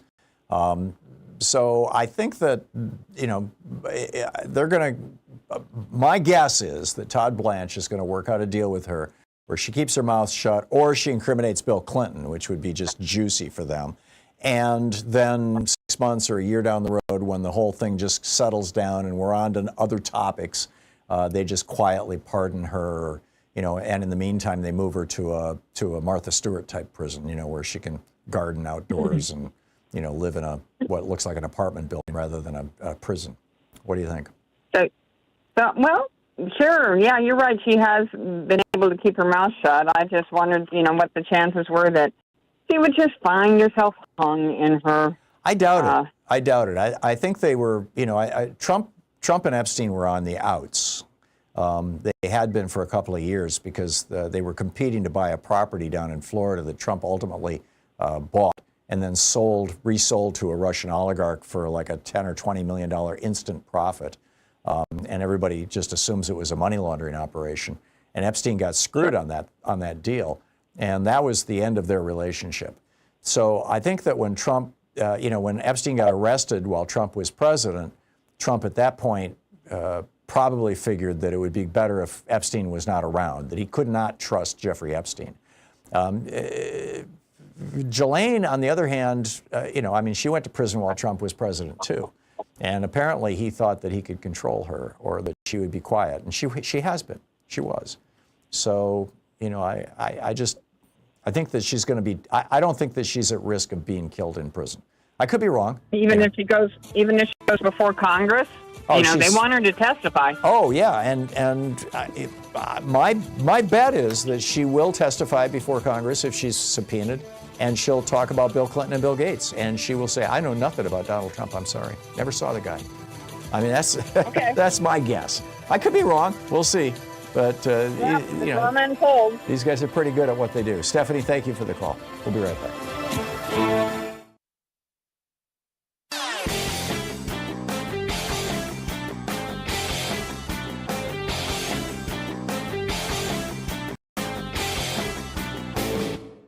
Missed my opening rant today? It's usually published over at HartmannReport.com, where you can read it and share it with your friends for free. Check it out, HartmannReport.com. Between 1920 and 1980, America went from the middle class being about 10 or 12% of us up to being over 60% of us. What drove that was high taxation. High tax rates. Woodrow Wilson had 91% income tax rate. Franklin Roosevelt, 90% top income tax rate. Lyndon Johnson dropped it down to 74%. But from that, throughout that entire period of time, with the exception of the Roaring 20s, this is a brief little 10-year period, 12-year period, the top income tax rate was in the neighborhood of 74 to 90%. And what that did was it caused really rich people to leave their money in their businesses and pay their workers well. And that produced the middle class. Reagan came along and dropped that top tax rate down to 10% and then 27%, and it's now in the 30s, and that's what killed the middle class. We need to bring back these high taxes. There's a whole article about it at HartmannReport.com. Will the morbidly rich ever go back to being good citizens? Check it out. He didn't just break it, he blew it apart. Like Chernobyl in a business suit, no conscience, no heart. Poisoned the truth, made cruelty a trend. Taught the GOP that empathies pretend.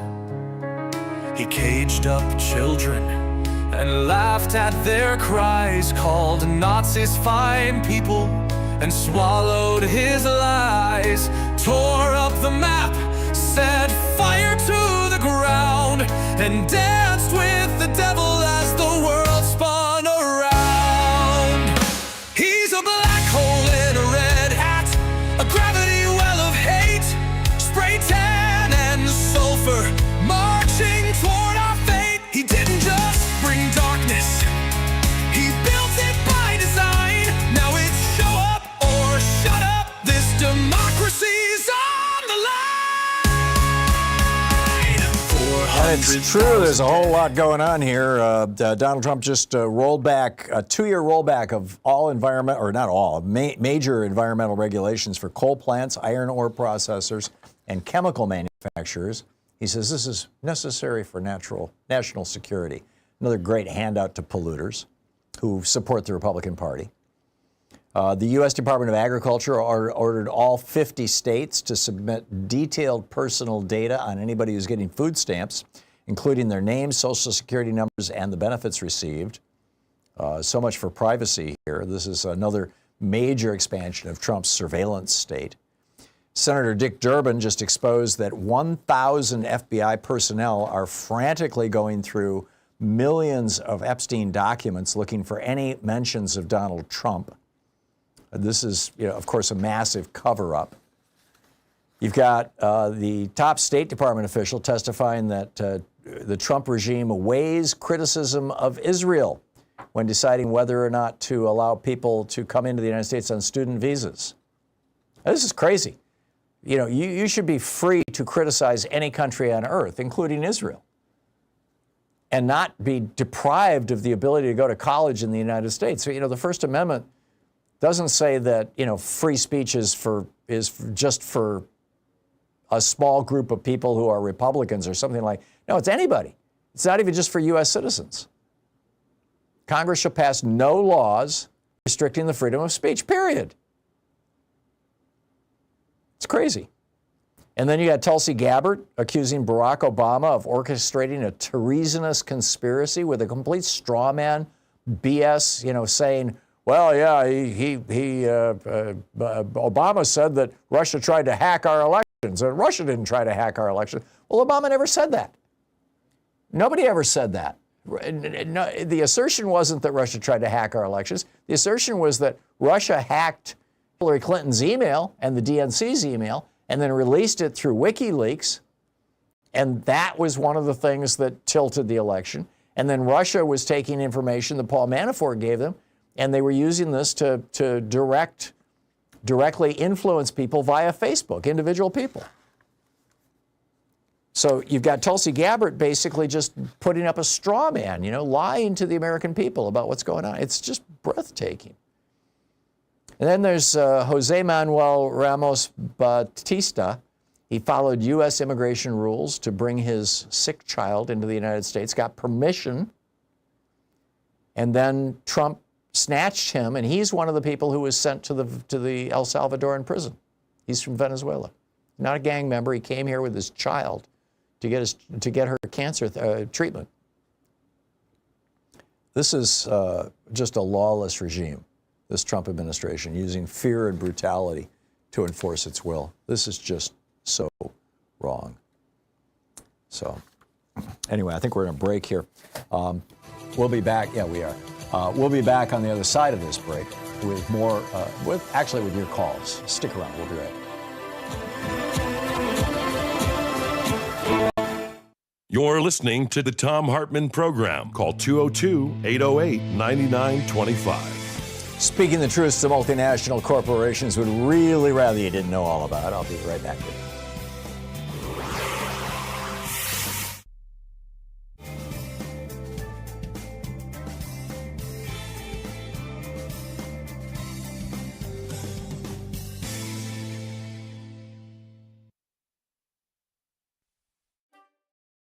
Today we're reading from Alexis de Tocqueville's Democracy in America. This is an 1856 first English translation edition of this author, but you can still get it online. A lot of different booksellers sell it. This is from chapter 11. What sort of despotism democratic nations have to fear? I had remarked during my stay in the United States that a democratic state of society, similar to that of the Americans, might offer singular facilities for the establishment of despotism. And I perceived, upon my return to Europe, how much use had already been made by most of our rulers of the notions, the sentiments, and the wants engendered by this same social condition for the purpose of extending the circle of their power. This led me to think that the nations of Christendom would perhaps eventually undergo some sort of oppression like that which hung over several of the nations of the ancient world. But it would seem that if despotism were to be established among the democratic nations of our days, it might assume a different character, different from the Roman Empire, for example. It might be more extensive and more mild. It would degrade men without tormenting them. I do not question that in an age of instruction and equality like our own, sovereigns might more easily succeed in collecting all political power into their own hands and might interfere more habitually and decidedly within the circle of private interests than any sovereign of antiquity ever could do. But the same principle of equality which facilitates despotism tempers its rigor. When no member of the community has much power or much wealth, tyranny is, as it were, without opportunities or a field of action. As all fortunes are scanty, the passions of men are naturally circumscribed, their imagination limited, their pleasures simple. This universal moderation moderates the sovereign himself and checks within certain limits the inordinate stretch of his own desires. Independently of these reasons, drawn from the nature of the state of society itself, I might add many others arising from causes beyond my subject, but I shall keep within the limits I have laid down to myself. Democratic governments may become violent and even cruel at certain periods of extreme effervescence or of great danger. Excuse me, think of George Bush in 9/11. But these crises will be rare and brief. When I consider the petty passions of our contemporaries, the mildness of their manners, the extent of their education, the purity of their religion, the gentleness of their morality, their regular and industrious habits, and the restraint with which they almost all observe in their vices, no less than in their virtues, I have no fear that they will meet with tyrants in their rulers, but rather guardians. I think then that the species of oppression by which democratic nations are menaced is unlike anything that ever existed before in our world. Our contemporaries will find no prototype of it in their memories. I am trying myself to choose an expression which will accurately convey the whole of the idea I have formed of it. But in vain. The old words, despotism and tyranny, are inappropriate. The thing itself is new, and since I cannot name it, I must attempt to define it. I seek to trace the novel features under which despotism may appear in the world.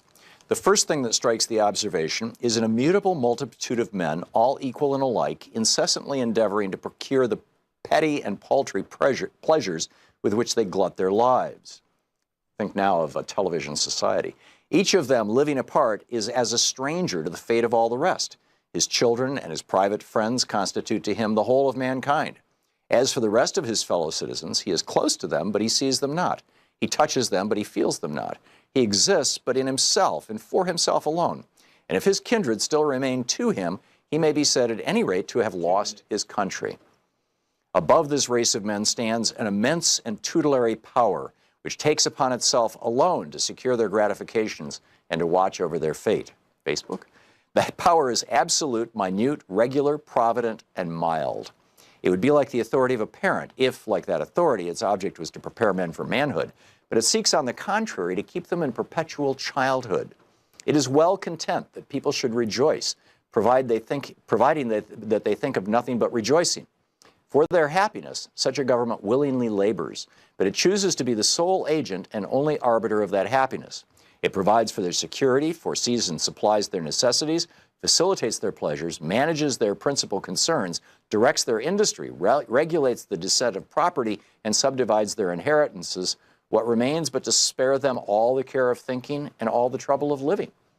Thus, it every day renders the exercise of the free agency of man less useful and less frequent. It circumscribes the will within a narrower range and gradually robs a man of all the uses of himself. The principle of equality has prepared men for these things. It has predisposed men to endure them and oftentimes to look on them as benefits. I have always thought that the servitude of the regular, quiet, and gentle kind, which I have just described, might be combined more easily than is commonly believed with some of the outward forms of freedom, and that it might even establish itself under the wing of the sovereign of the people. Our contemporaries are constantly excited by two conflicting passions. They want to be led, and they wish to remain free. As they cannot destroy either one or the other of these contrary propensities, they strive to satisfy them both at once. They devise a sole, tutelary, and all-powerful form of government, but elected by the people. They combine the principle of centralization and that of popular sovereignty. This gives them a respite. They console themselves for being in tutelage by the reflection that they have chosen their own guardians. And it continues. It's a brilliant book. A Democracy in America by de Tocqueville.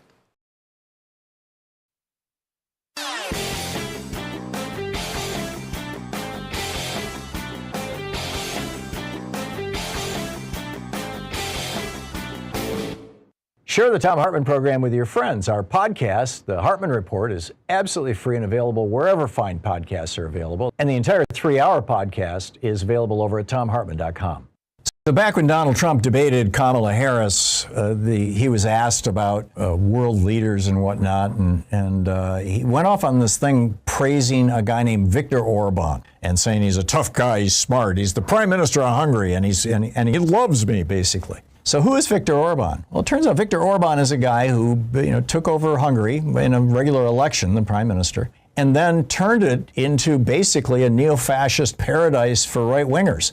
All the media is now controlled by right-wing oligarchs. He's packed the courts. He's changed the Constitution so that they have things like gerrymandering and voter suppression, so he always wins every election.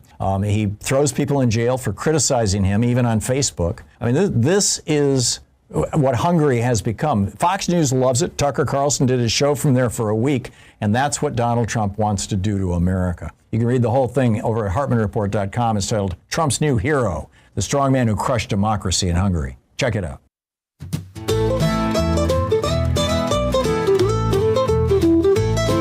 They gathered in the summer heat to forge a brand new land.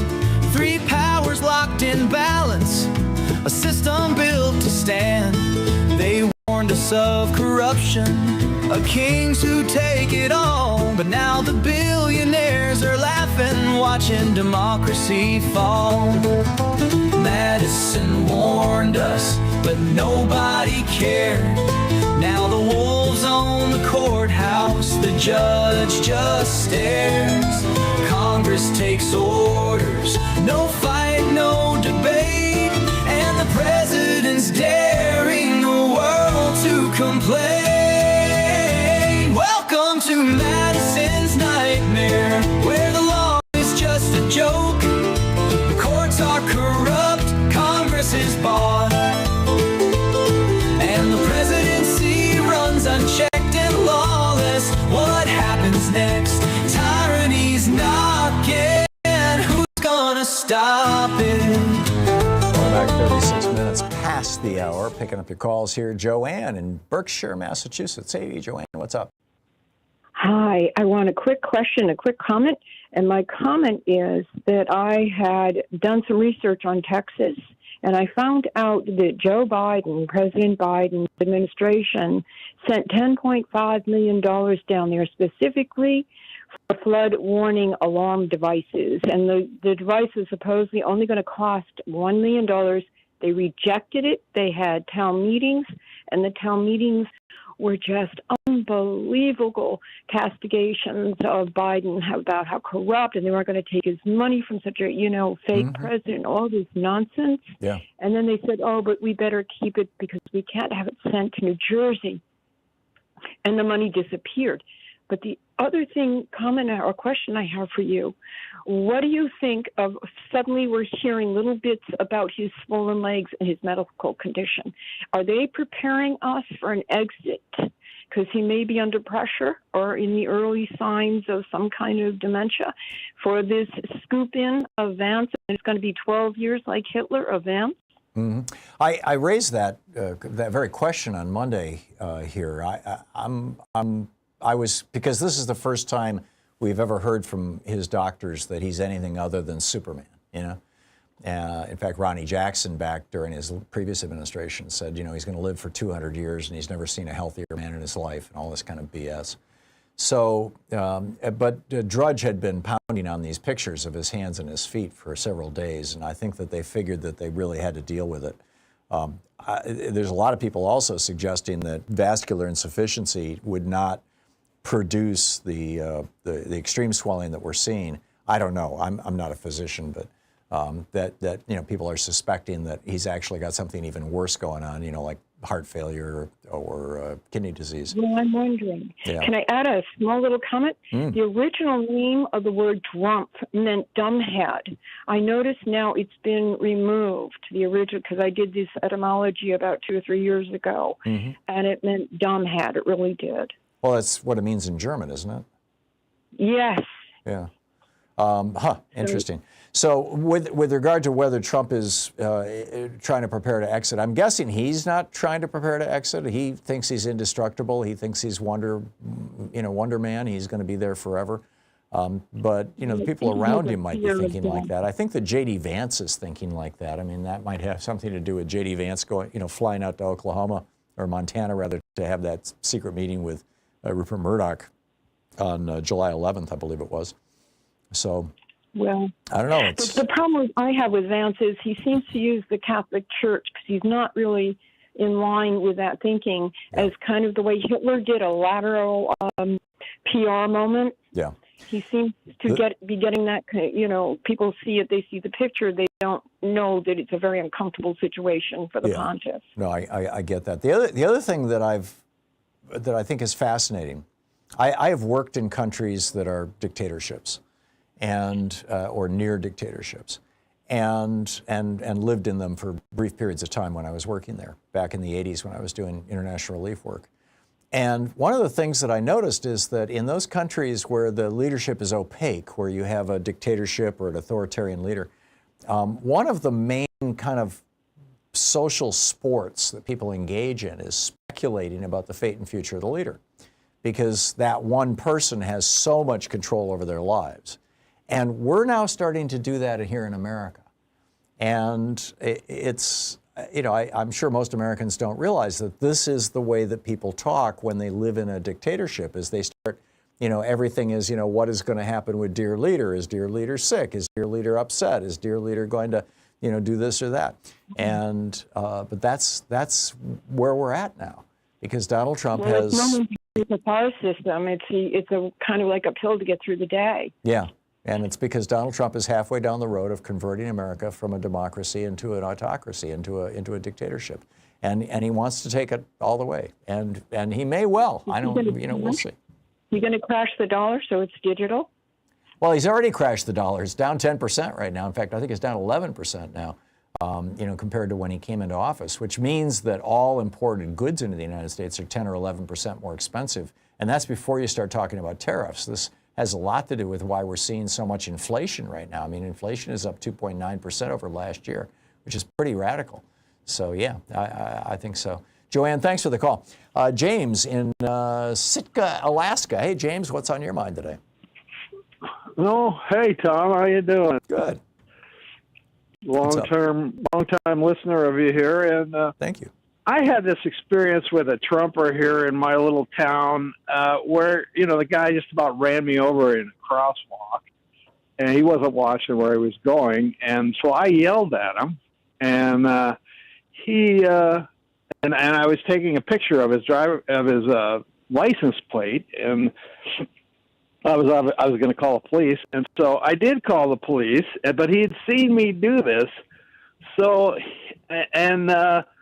I was talking to the sergeant at the local police station, and he said, and he took this guy's side. The cop did, and I just couldn't believe it. It was Maybe just they were like friends? Things are. Apparently, I mean, the guy was obviously a ne'er-do-well kind of a guy, but he was friends, and he starts talking about my record. That's one thing he knew about was my record, and I don't have a record, Yeah. And so maybe he meant your social media record. Well, maybe, maybe. I tell people, you probably don't want to follow me on Twitter sometimes. Yeah. So, but yeah. There you go. Well, an interesting story, James. Yeah, Trump is having an influence, I think, throughout our culture, if that's your point. I agree with that point. James, thanks a lot for the call. Josh in Cincinnati. Hey, Josh, what's on your mind today? Hey, I was just calling to bring up a point. I forget the woman's name, but the woman that is brain dead, that they're keeping her alive to harvest the baby out. Yeah, down in Georgia. They've got the baby now, and they let her pass away. Oh, I didn't know that. But I guess where I was going to come from with it is, remember the Obama mandate when they wanted to charge $50 if you didn't have insurance or whatever the number was, and they went to the Supreme Court and they said you can't force someone to spend money with a company. That's right. I mean, that's a perfect example of where they could have probably taken that to court, and it'd be interesting to see how that would have played out. Yeah. The problem is that, and there may well be a court case around this right now, because the family was very upset about this, and the hospital is charging them for keeping their daughter alive. Right. But so if there is a court case, it may still well play out. It's just that court cases typically take longer than the I guess it was around 6 or 7 months that they let this baby go before they induced. I don't know if they induced labor or did a C-section or whatever they did, but before they recovered the baby. But yeah. Thank you, Tom. Yeah, thanks a lot, Josh. Nice to hear from you. 44 and a half minutes past the hour. I'll be back with more of your calls on the other side of the break. Stay with us. It's the place where smart people get their news.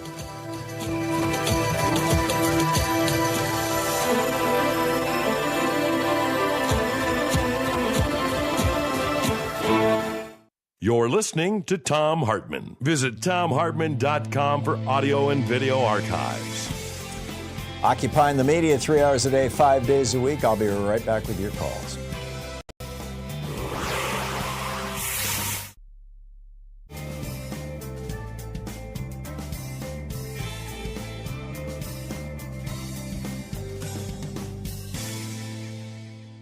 And welcome back. Paul in Ambler, Pennsylvania. Hey, Paul, what's on your mind today? Hi, Tom. I wanted to talk about some events that have been going on in the Philadelphia area to point out the absolute waste and uselessness of the Homeland Security Department's ICE police force. In the last, I would say, a few days, ICE showed up and raided a supermarket. It's basically, we have these big produce places. It's just, you go there, it's not like a regular supermarket with a deli and this. It's just got a ton of produce, and people love these places. Yeah. It's dirt cheap. Yeah, we call them bodegas in New York. Oh, this is a soup. I mean, these are large. Okay. It's like Produce Junction, sort of like a general term for it. That was one little chain. But I mean, they're big, like, 10,000 square feet of produce.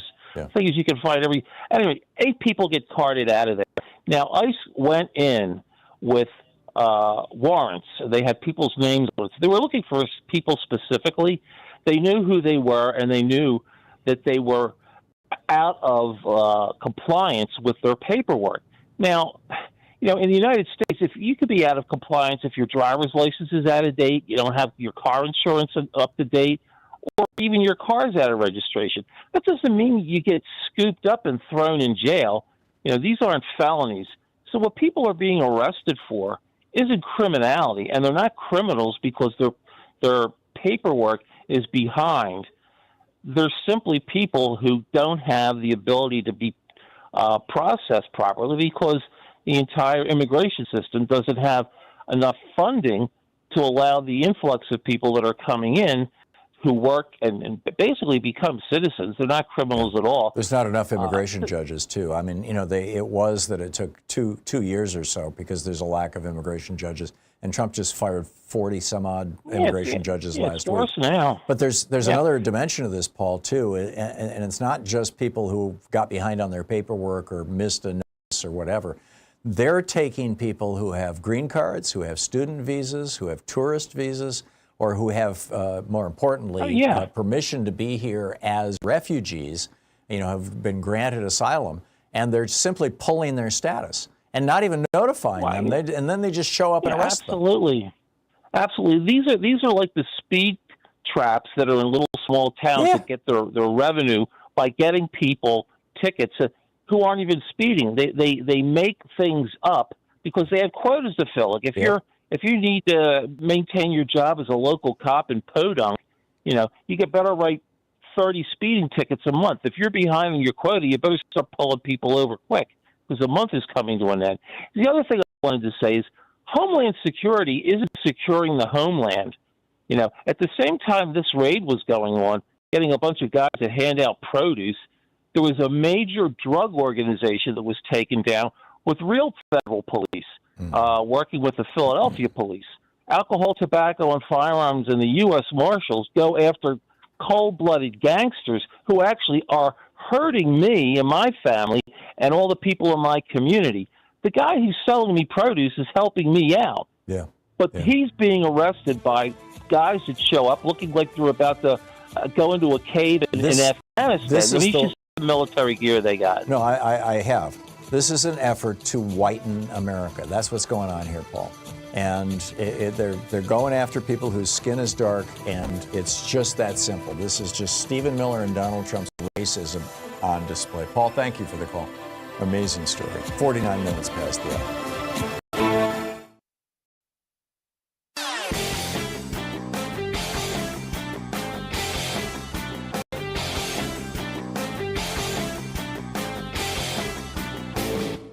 Our daily song is now available on Spotify, Apple Music, Amazon Music, YouTube Music, Pandora, Tidal, Deezer, iHeartRadio, and a whole bunch of other platforms. Just look for songs by Louise and Thom Hartmann. Check it out.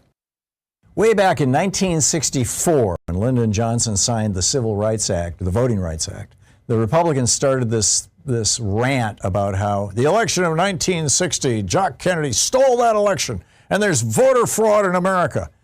And it became a thing. They started this thing called Operation Eagle Eye. William Rehnquist was running it in Arizona, trying to intimidate Hispanics and African Americans into not voting, essentially.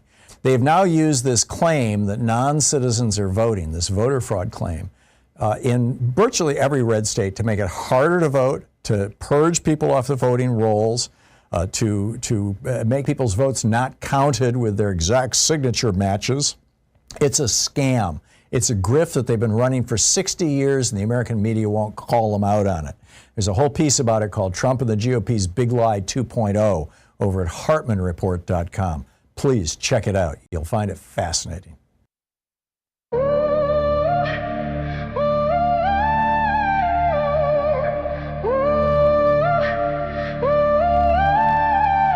We crossed the sea to break the chains, left behind the tyrant's reign. No more kings, no golden thrones. We built a land that stood alone.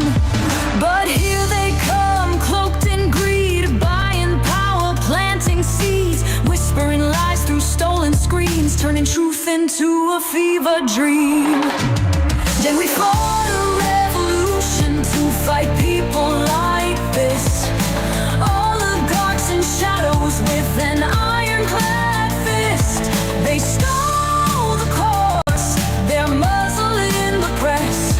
And if we don't stop them, there'll be nothing left. About 51 minutes past the hour, picking up the calls here on the Thom Hartmann Program. Talk media for the sane among us. Dave in Auburn, California. Hey, Dave, what's on your mind today? Hi, Tom. Wake up and smell the fascism. Yeah, there you go. Yeah, Hey, I love the smell of I napalm heard in the on morning. TV last night. I heard on TV, I think it was, I can't remember her name, but she mentioned the Telecommunications Act from Clinton, and that's how we got this Colbert thing. Yeah. You know, all this consolidation of everything in the United States is just destroying the country. I mean, it's just too much consolidation about everything. I mean, nothing's sacred anymore. Yeah, I'm Anyway, with you, Dave. that's all I got to say. Well, you said it well, and you're echoing my op-ed today that's over at HartmannReport.com, which is all about that. You know, spot on. Thank you, Dave. Tim and Aloha. Hey, Tim, what's on your mind today? Well, we talked last week. We talked last week, Tom, about our generation. We grew up how the educational system has changed. It has, yeah. Unfortunately, you know. Not for the better. And how people can't put anything in historical perspective. I've been in the same neighborhood 35 years. I've seen a couple of generations of kids. They don't have a clue what's going on in this world. It's scary stuff, you know. And they're from middle-class families. They're concerned with playing with their electronic toys every day, and they kind of walk away from the big picture. But one thing I wanted to talk to you about, because I think three key names right now are basically, in a certain degree, responsible for what's happened in the last generation. Now, I know you know Ralph Nader, and, you know, when we were younger, I mean, I don't think anybody did more for the average consumer in this country on an individual basis than that guy. Yeah. But one of the biggest mistakes he ever made, and it turned against him, you know, was when he wouldn't go with Gore. He didn't, you know, he basically said Gore and Bush were the same, you know. Yep. You think we'd have been in a better world if Gore would have been elected instead of Bush? And then there's Ruth Bader Ginsburg, who basically created the situation we're in with the Supreme Court. You know, that initiated the situation where we're in with 6 people that want to literally destroy this planet for their own personal gain. And then I think the biggest criminal out there is Debbie Wasserman Schultz. She was with Hillary Clinton, and she was a key ingredient in making sure Bernie Sanders didn't progress with his campaign. Yeah. You know, there were a lot of young people in that era. My son was at college age who drove up to Washington with some of his friends to see Bernie speak. Do you think the world would have been a better place if we wouldn't have the Supreme Court the way it is, if Gore would have been elected and we didn't have to worry about Bush and Cheney, and then if Bernie Sanders would have been elected president, you think the world would be a little better place right now? Yeah, well, if we're doing rhetorical questions, is a frog's ass watertight? Yes. Yeah. I mean, yes, of course, I mean, Tim. you know, that's very simple to determine, you know, if you know anything about the last generation we're in, and those people changed the world. It's as simple as that. Yeah. Yeah, no, it's... That shows you how a handful of people can make a difference on this planet, you know, because we're in an international world now, you know. Yeah. And, you know, and Trump wants to eliminate that, basically, too. Good points all, Tim, and a great rant. Thanks for the call. Diane in Ann Arbor, Michigan. Hey, Diane, what's up? Hi, Tom. Hey. Say, you know, this is really getting to be a situation. It was mentioned about Ivana being buried at Trump's Bedminster golf course. Correct. Well, then one of the victims of Epstein is Maria Farmer, and she outspoken. Diane, your phone just went nuts. We got to watch out for her because she's not going to last long. The way she's been talking about Trump and calling him creepy and everything. Diane, your phone. Diane, hello. Girlfriend. Diane, and she said she hung around Diane with can't hear them me. because with Ghislaine and Ivana, and they were in the car together. and the three of them. And Ghislaine said, "Stop the car, stop the car." She jumped out because she saw a prospect, a young girl walking down the sidewalk, and wanted her phone number. And this farmer, Maria Farmer, says that Ghislaine would even troll schools, just looking for girls getting out and walking, to and from the school. Sure. I mean, it was a regular dragnet. And this is a name to remember, though. If you see anything with this girl, Maria Farmer, Farmer, she talks and she doesn't care. It is really good, and it's on the Midas Touch. And the article where she's talking about this, you have Ghislaine on the left and Maria Farmer's picture on the right. Yeah. Okay, Diane, thank you for the call and thanks for the information. This is blowing up in Trump's face, and today they're shutting down Congress. Mike Johnson is shutting down the Congress because he doesn't want anybody talking about this. Donald Trump is trying to say that he's going to arrest Barack Obama so that we'll talk about something other than Jeffrey Epstein. That ain't going to happen. You've got Donald Trump's personal criminal defense lawyer, Todd Blanche, former personal criminal defense lawyer, is going to be traveling to the jail to meet with Ghislaine Maxwell and, in my opinion, talk her into condemning Bill Clinton and exonerating Donald Trump, and I bet $50 that's what's going to come out of it. But we'll see. Interesting times we live in. Eh? We'll be back. You're listening to Thom Hartmann. In addition to bringing you the Thom Hartmann Program here on Free Speech TV and Video Media Online, we also have a whole set of ways you can interact with us and tools you can use to spread the word about the importance of democracy and the threats to it in our republic. First, there's your daily homework. Sue Nethercutt puts together a daily email newsletter that has a link to every story I discuss on the air, so you can find my sources and you can share them with your friends. It's free and you can sign up at thomhartmann.com. Second, I publish my daily take every day over at the hartmannreport.com website. That's also free if you want the daily 5 days a week rant in your inbox. No ads either. Third, we have the podcasts. There's the free 1-hour version of our daily show that's advertising supported. You can find that wherever you get your podcasts normally. And then there's also the podcast of the entire 3-hour show with no advertisements, and that's available by subscription over at thomhartmann.com. So check them all out at thomhartmann.com and hartmannreport.com.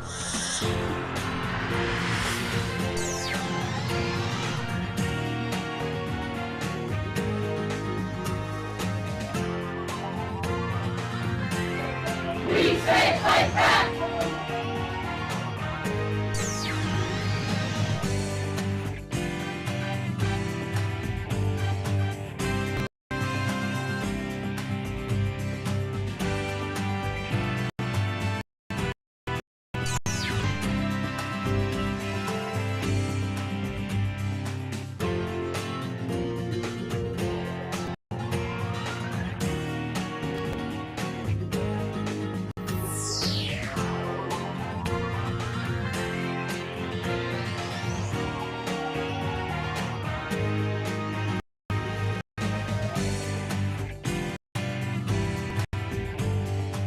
Today in the Thom Hartmann Book Club is Code Red by E.J. Dionne Jr. It's how progressives and moderates can unite to save our country.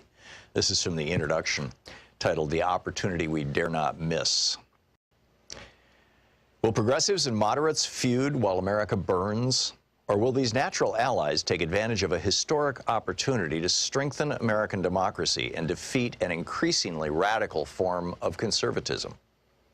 The choice in our politics is just that stark. This book is offered in a spirit of hope, but with a sense of alarm. My hope is inspired by the broad and principled opposition that Donald Trump's presidency called forth. It is a movement that can and should be the driving force in our politics long after Trump is gone. His abuses of office, his divisiveness, his bigotry, his autocratic habits, and his utter lack of seriousness about the responsibilities of the presidency drew millions of previously disengaged citizens to the public square and the ballot box. The danger he represented inspired young Americans to participate in our public life at unprecedented levels. Tens of thousands of Americans, especially women, have gathered in libraries, diners, and church basements to share wisdom, to organize, and in many cases to run for office themselves. These newly engaged citizens have created an opportunity to build a broad alliance for practical and visionary government, as promising as anything since the Great Depression gave Franklin Roosevelt the chance to build the New Deal coalition.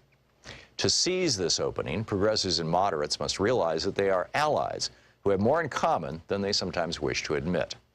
They share a commitment to what public life can achieve and the hope that government can be decent again.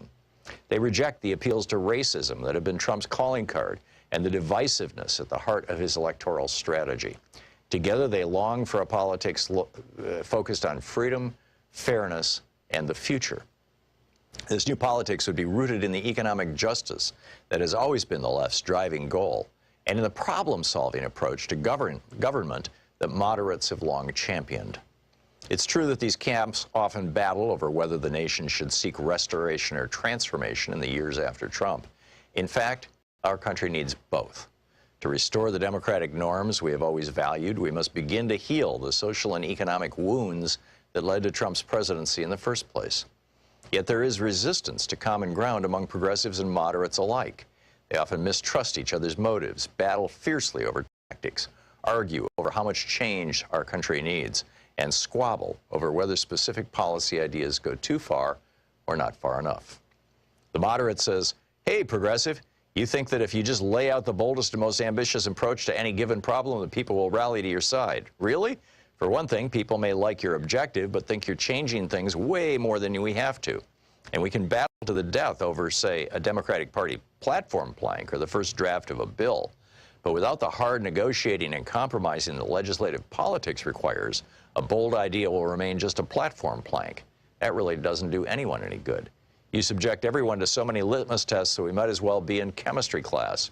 And God save us from your abuse on Twitter if we disagree with you. You lefties have no idea how to win elections outside of Berkeley or Brooklyn, and some of your ideas are so sweeping that they'll scare potential voters away. At this point, the moderate is likely to wield the sturdy old punchline, don't let the perfect be the enemy of the good. But hold on, says the progressive. You moderates spend so much time negotiating with yourselves that you compromise away goals and priorities before the real battle even begins. Your ideas get so soggy and complicated that they mobilize no one and mostly put people to sleep. Better to have the courage of your convictions, lay out your hopes plainly and passionately, and inspire voters to join in. Besides, you middle-of-the-roaders were so petrified of Ronald Reagan and the right wing that you caved into the Gipper's economic ideas, let inequality run wild, and gave us a racist and grossly unfair criminal justice system. The extremists have pulled the political center so far right that the only way back to sanity is to show our fellow citizens what a real progressive program looks like. At the risk of sounding like a perhaps unwelcome counselor attempting to ease a family quarrel, I would plead with moderates and progressives to listen to each other carefully. If the events since 2016 do not teach moderates and progressives that they must find ways of working together, nothing will. If they fail to heed each other's advice and take each other's concerns seriously, they will surrender the political system to an increasingly undemocratic right with no interest in any of their shared goals, priorities, and commitments. Moderates are right about the complexity of getting things done in a democracy. Even when the boldest ideas have prevailed, they did so because complex coalitions were built. Important, and it should be said often legitimate interests were accommodated, and some lesser goals were left by the wayside to be fought for another day. Moderates are also right that democracy requires persuading those who are open to change but worry about how this or that reform might work in practice or affect them personally. Think losing their private health insurance. Disdaining as sellouts those who raise inconvenient questions or express qualms is not the way to build a majority for reform.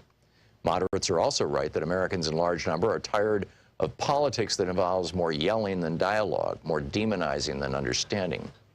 But progressives are right to say that for the last 3 decades, moderates have spent too much time negotiating with themselves. Consider all the effort Democrats put into wooing Republicans by responding to their proposals to amend Obamacare. The book Code Red by E.J. Dionne Jr.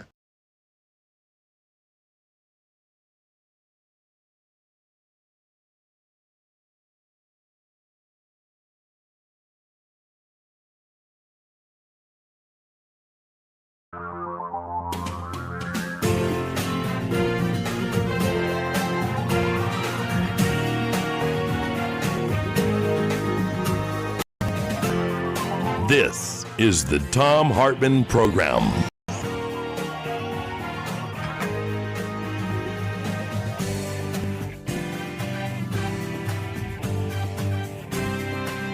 Welcome to the third hour of our program. So imagine this scenario. You and a friend are sitting side by side in the library on two different computers, and you're both looking at an airline's pricing. And you both log in so the airline knows who you are, and you're both looking at the flight from your hometown to, say, Miami. And you're looking at the exact same flight on the exact same day, and your friend is quoted $250 and you're quoted $600. Why would that happen? Well, because the airline bought your personal information and they happen to know that you've got money stashed in a retirement account and you have a pretty good salary and you can afford to pay the $600.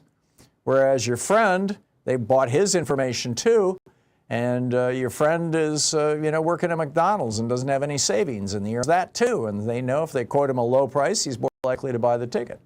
If they quote you a high price, you're more likely not to care so much. Just in this example. I realize this may not be your circumstances, but well, that's apparently what Delta Airlines is already doing, according to this report in Newsweek by Joshua Rhett Miller. I mean, this is pretty amazing stuff, and Congress is looking into the Democrats in Congress want to look into this anyway. This Ruben Gallego, Richard Blumenthal, and Mark Warner, three Democratic senators, are asking Delta Airlines, what's the deal here? Because Delta says, well, this is Glenn William Hounstein is the president of Delta Airlines. And he told reporters on July 10th, last week on an earnings call, that roughly 3% of Delta's domestic ticket prices are set using AI. And they hope to reach 20%, 1 out of 5 tickets being the prices being determined by the end of. And they're working with a company called Fletcher, Fletcherr, which is based out of Israel. And they use AI to process, quote, millions of data points instantly.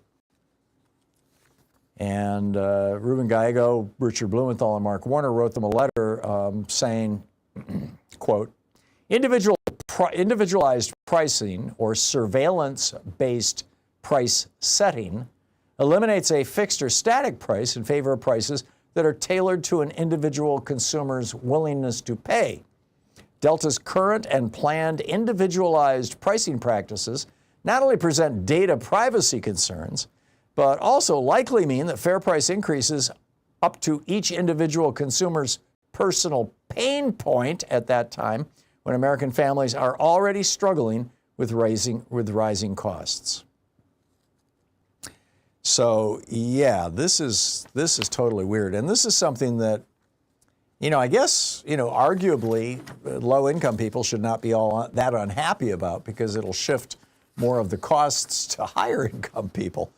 But they wrote, surveillance pricing has been shown to utilize extensive personal information obtained through a variety of third-party channels, including data about a passenger's purchase history, web browsing behavior, geolocation, social media activity, biometric data, and financial status. So they're buying your information from Facebook, you're buying your information from Twitter, they're buying your information from your bank, they're buying your information from your brokerage if you have one. They're buying your information from the company that processes your payroll. They're buying your information from the search engines for your browsing behavior. This is wild. The senators gave Delta until August 4th, which is just another about 2 weeks, to respond. And it's going to be interesting to see how this plays out. Meanwhile, big question, how is healthcare going to change because of the one big beautiful bill, right? We've been calling it the one big ugly bill, but whatever. This piece asking this question by Rachel Mackley is over at healthcareuncovered.substack.com. and it's a great Substack newsletter that I subscribe to. It's free. I recommend it. She writes, as insurers release their proposed rates for 2026, employees or enrollees could see their premium increase by an average of 75% compared to what they're currently paying. Changes to this is not Medicaid, this is Medicare. Immediate changes to the Medicare savings program. I'm sorry, that's Obamacare, 75% increases. Now to Medicare. Changes to the Medicare savings programs will make it harder for people to enroll in this Medicaid program. And hospitals and nursing facilities will immediately have their payments from Medicaid cut because of a provision in the bill. The bill also requires a 10% decrease in payments currently in place each year until reaching the cap on January 1st, 2028. Medicaid reimbursements for services such as cancer screenings and birth control provided by Planned Parenthood and related organizations have been immediately stopped. So women are in deep trouble as a result of this. And on January 1st of next year, ACA, Affordable Care Act insurance plan premiums will increase by a median of 15%, and there will be a 75% increase in out-of-pocket premium payments each month for the average ACA Obamacare employee, Affordable Care Act employee, recipient.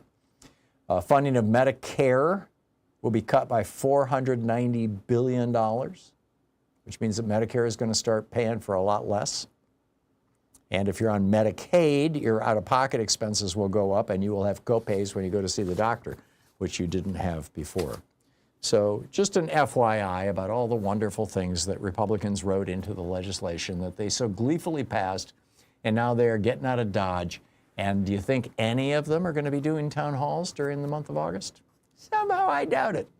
So you might want to, invite one and then put an empty chair there when they don't show up, and open your own, town hall in your if you've got a Republican as a representative in Congress or a senator. So what say you to all this news of the day here? Chris in San Diego. Hey, Chris, what's up? Hey, Tom, how you doing? People keep saying that the Republicans want to take us back to the 1950s, and I've got to completely disagree. They're trying to take us back to the 1850s. I agree. To restore slavery and the white privilege. When they start making exceptions for farm workers, we're going to let the farm workers, stay, and the farmer/plantation owner will be responsible for them. They're beholden to them. That's slavery. That's, out there. Do you think that if a farmer says, hey, I want to take your wife out back here, this farm worker's got some sort of something to say, he's going to be deported, and he doesn't even know what to wear. He may just be put in one of these concentration camps for years. The Democrats have to understand we are already in a civil war right now. Yeah, just to clarify, Chris, what you're talking about here for people who are listening and are mystified by your statements. The Trump administration has now tens of thousands of, many of them former farm workers, in these prison camps, in these concentration camps that they're building around the country as fast as they can. And they have said that they are going to rent these people out. That is, as you point out correctly, called slave labor. And they're going to rent them out to the same people who used to employ them and pay them. So, you've got a farm, and they raid the farm, and they take away all of the undocumented workers, and then just 2 weeks later, those same people might show up again, only this time they're being brought there in a bus from the prison outfit. Yes. And the farmer pays the prison outfit the money, but the people are slaves. Well, my fiance is from Romania, and she used to work at a place called John's Island, and they're already kind of doing this. So in order to get a J-1 visa, they have to do certain rules. If they get sent back, they never get to come back. Now, it's even worse now because now you're going to go to either a prison or be, deported to some, third country never been for. That's slavery. That's control over it, and it's already here. They're doing it right now. Yeah. This is, again, the Democrats don't understand. Is this happening? Why aren't they screaming, hey, this is the what we were telling you, the threat to democracy. Every day, getting out there. No, now, they should be. I'm with you. I think that this whole practice going on for a long, long time and is a big deal in most states, actually, of renting out prisoners. The 13th Amendment allows for slavery if you've been convicted of something. It's just wrong. Chris, thank you. Thank you. Spot on. This is the Thom Hartmann Program. And thanks for watching us over on Facebook Live. It's 16 and a half minutes past the hour. I'll be back with more of your calls in just a minute. Stay with us.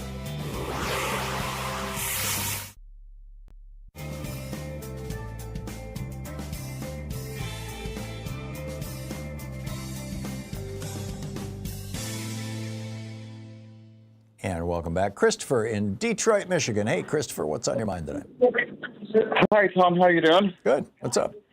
Okay, yes, I was calling. I was going to tell you, I was so terrified of Trump winning re-election again. I left the country and lived in Southeast Asia for 4 months, and I want to go back. But my question is, I saw what he did yesterday in the Oval Office. It was a very disgraceful thing. And I'm wondering, how do we ever get normalcy back, free and fair elections, make sure that the system is back to what it was before? I feel like the Republicans and Trump are going to destroy all that and just turn us into a dictatorship, and I feel like we're screwed, and I don't know how we get out of it. They have done a breathtaking amount of damage already, Christopher, and I share your concern. I know. I used to think you exaggerated, but you were completely right. I was more of a centrist moderate, and I'm like, oh, you're exaggerating, but you were spot on. You were spot on, Dom. You were spot on. And the cancer at the core of our democracy that arguably caused this, that brought us Reagan and that brought us Trump, is the 1976 and 78 decisions by 5 Republicans on the U.S. Supreme Court that corporations are persons and money is the same thing as free speech, that was tripled down on with Citizens United, which also created the whole thing of PACs and super PACs, dark money. And we've got to get big money out of politics. We are the only developed nation in the world that tolerates this kind of thing. And therefore, we're the only developed nation in the world that has, very rapidly become an oligarchy. And, do you think the Democrats can win the midterms, or do you think they will try to fix it? You think they found? I think if we can win the midterms. Yeah. Okay, go ahead. No, so if we can win the midterms, at least there'll be a counterbalance somewhat. And at least, we won't get anything done, but at least we can stop a lot of bad things from happening going forward, I agree, as happened during Trump's first term. Yeah, no, I completely agree, and it needs to be a major goal of ours. Thanks a lot for the call, Christopher. Owen in Pasadena. Hey, Owen, what's on your mind today? Oh, okay. Should I take it off the speaker? Yeah, please. Okay. Okay, sorry, I'm doing some cleaning. Okay, let's see here. Okay. Okay, here's my idea. There's a lot of victims of Epstein's that have already gone public. Mm-hmm. And they're going public in all of these, different areas of media. So my idea is get them all together that have gone public, and they go out as a group on a press tour and speak about what happened. Try to get them on as many shows as possible, maybe even have a live show where they do a lie detector. Yeah. What Trump did when he debated Hillary Clinton is he had 3 of the women that Bill Clinton had affairs with sitting in the front row of the studio there. I think it was CNN. Right. So let's get them out talking major, I think most of them are keeping their heads down. I mean, Virginia Guthrie committed suicide. And I think the rest of them are in hiding, frankly, because they know, when Trump put those 3 women out there to harass Hillary Clinton, Democrats were not going to encourage people to kill them. But on the Republican side, you've got Republicans who actually, or Republican followers who actually threaten the lives of these women who have outed Epstein and Trump. And that's a real problem. But I get your argument, Owen, and I think it's a good one. Thank you.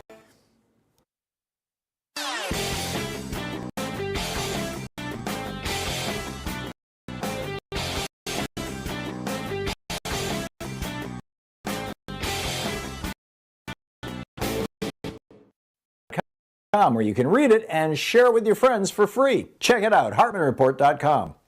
When Ronald over America in 1981, we handed him a brand gleaming new country. Franklin Roosevelt, Harry Truman, Dwight Eisenhower, Jack Kennedy, they had built America. We had brand new schools, brand new hospitals, brand new interstate highway systems, brand new airports, infrastructure. We were the envy of the world.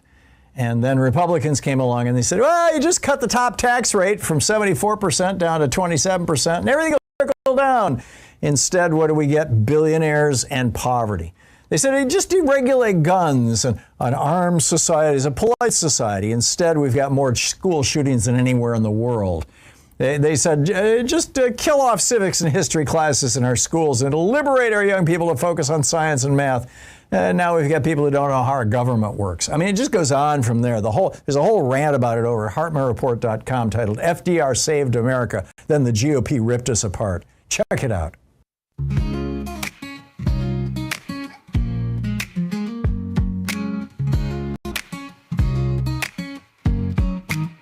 Justice and truth buried deep in the ground, sold to the highest bidder without a sound. Elections they claim to be fair and free, but look close enough, it's a billionaire spree. Who needs democracy when billionaires call the shots? They're rewriting the rules, taking all we've got. Dark money's pouring, drowning out the light. They're owning the stage in America's fight. Welcome back, 22 minutes past the hour. Picking up your calls here. Joe in Madison, Wisconsin, listening on WMAD. Hey, Joe, what's on your mind today? 3 points. First off, that's my favorite song that you've had so far. I really like that one. Okay. Yeah, so play it again. I'll play all of them again, but that one for sure is. Just two other points I wanted to make, and they had to do with callers from previously. One mentioned that they were talking about a situation where ICE agents came in and they had the names of people, went after people, and just went for it. My understanding is that these people, unless you have a legal warrant, one that's signed off by a judge, not because they have their names or not because a supervisor within ICE says go get them. It has to be a legal warrant signed by a judge. Otherwise, we're looking at kidnapping. And I've seen video of, for example, a guy immigrant who ran into a hospital area, and the doctors and nurses said to the ICE agents, you don't have a legal warrant, get the heck out of here. Yeah. And one of the things that's problematic about this is there have already been guys who have dressed up like ICE agents, with their Hawaiian shirts and their sneakers and then an ICE agent badge, if you will. You can buy them on Amazon. Yeah, and they picked up women and raped them. We have a situation where more and more of these agents are going to be hired, certainly with this budget. So this notion that you can pick up people without a legal warrant, forget it. Surround them and say, go get the warrant. The second thing I would add is you had another caller that was speaking about an event where he had taken pictures of another man's license plate who had nearly run into him and was expressing irritation that he was not that he was kind of dissed for doing this. My understanding, and I could be wrong, a lawyer, please call in and tell me if I'm wrong.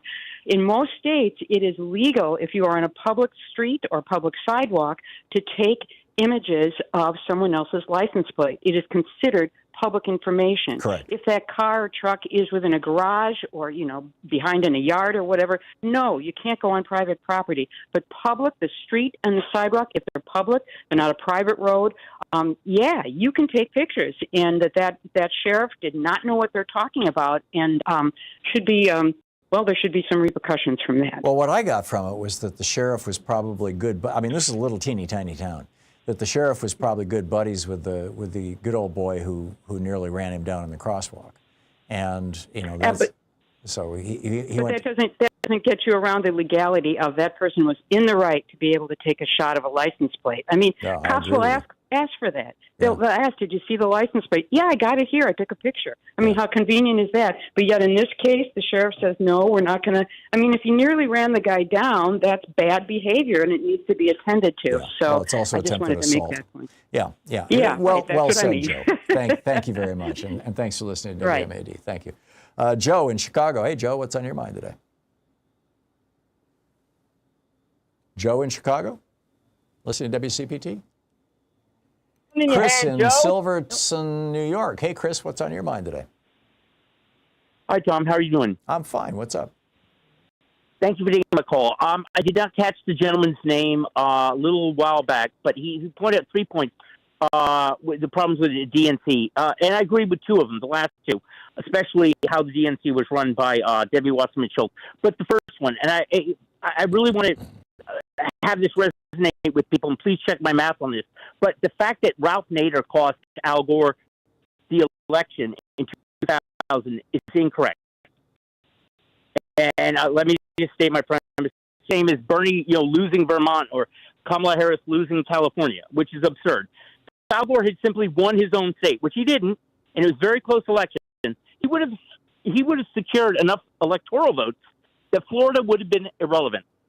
I don't mean challenging anyone, but even Greg Powell, please. So how many votes in Tennessee did the Green Party did Ralph Nader get? I'm simply and how much did Gore lose by? Gore lost know? by. I'm trying to grab my math right here. Where is it? It was less than 4%. It was 4 point something percent in Tennessee. Yeah. And if you simply, it's unlikely the Green Gore, Party got 4%, but.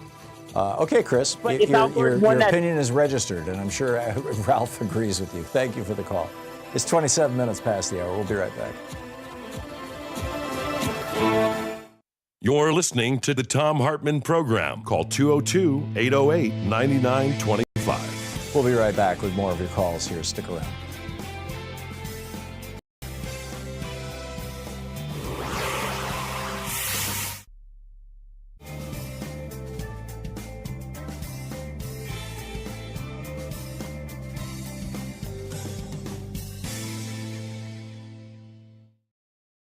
Today we're reading from An American Prophecy, The Fourth Turning by William Strauss and Neil Howe. And this book was published, I believe, in the late 90s, just FYI. 1998. America feels like it's unraveling. Though we live in an era of relative peace and comfort, we have settled into a mood of pessimism about the long-term future, fearful that our superpower nation is somehow rotting from within. Neither an epic victory over communism nor an extended upswing of the business cycle can buoy our public spirit. The Cold War and the New Deal struggles are plainly over, but we are of no mind to bask in their successes. The America of today feels worse in its fundamentals than the one many of us remember from our youth, a society presided over by those of supposedly lesser consciousness. Wherever we look, from L.A. to D.C., from Oklahoma City to Sun City, we see paths to a foreboding future. We yearn for civic character, but satisfy ourselves with symbolic gestures and celebrity circuses. We perceive no greatness in our leaders, a new meanness in ourselves. Small wonder that each new election brings a new jolt, its aftermath, a new disappointment. I'd add this was at the height of the Newt Gingrich and impeachment and all that kind of craziness. Not long ago, America, which is the predecessor, has really set up Donald Trump. Not long ago, America was more than the sum of its parts. Now it is less. Around World War II, we were proud as a people, but modest as individuals. Fewer than 2 people in 10 said yes when asked, "Are you a very important person?" Today, more than 6 in 10 say yes. Where we once thought ourselves collectively strong, we now regard ourselves as individually entitled. Yet even while we exalt our own personal growth, we realize that millions of self-actualized persons don't add up to an actualized society. Popular trust in virtually every American institution, from business and governments to churches and newspapers, keeps falling to new lows. Public debts soar, the middle class shrinks, welfare dependencies deepen, and cultural arguments worsen by the year. We now have the highest incarceration rate and the lowest eligible voter participation rate of any major democracy in the world. Statistics inform us that many adverse trends, crime, divorce, abortion, scholastic aptitudes, may have bottomed out, but we're not reassured. Optimism still attaches to self, but no longer to family or community. This is the consequence of Reaganism. Most Americans express more hope for their own prospects than for their children's or the nation's. Parents widely fear that the American dream, which was there solidly for their parents and still there barely for them, will not be there for their kids. Young householders are reaching their mid-30s, never having known a time when America seemed to be on the right track. Middle-aged people look at their thin savings accounts and slim-to-none pensions, scoff at an illusory Social Security trust fund, and try not to dwell on what a burden their old age could become. Seniors separate into their own leisure world, recoiling at the lost virtue of youth while trying not to think about the future. We perceive our civic challenge as some vast, insoluble Rubik's Cube. Behind each problem lies another problem that must be solved first, and behind that lies another and another ad infinitum. To fix crime, we have to fix the family, but before we do that, we have to fix welfare, and that means fixing our budget, and that means fixing our civic spirit, but we can't do that without fixing moral standards, and that means fixing our schools and churches, and that means fixing the inner cities, and that's impossible unless we fix crime. There's no fulcrum upon which to rest a policy lever.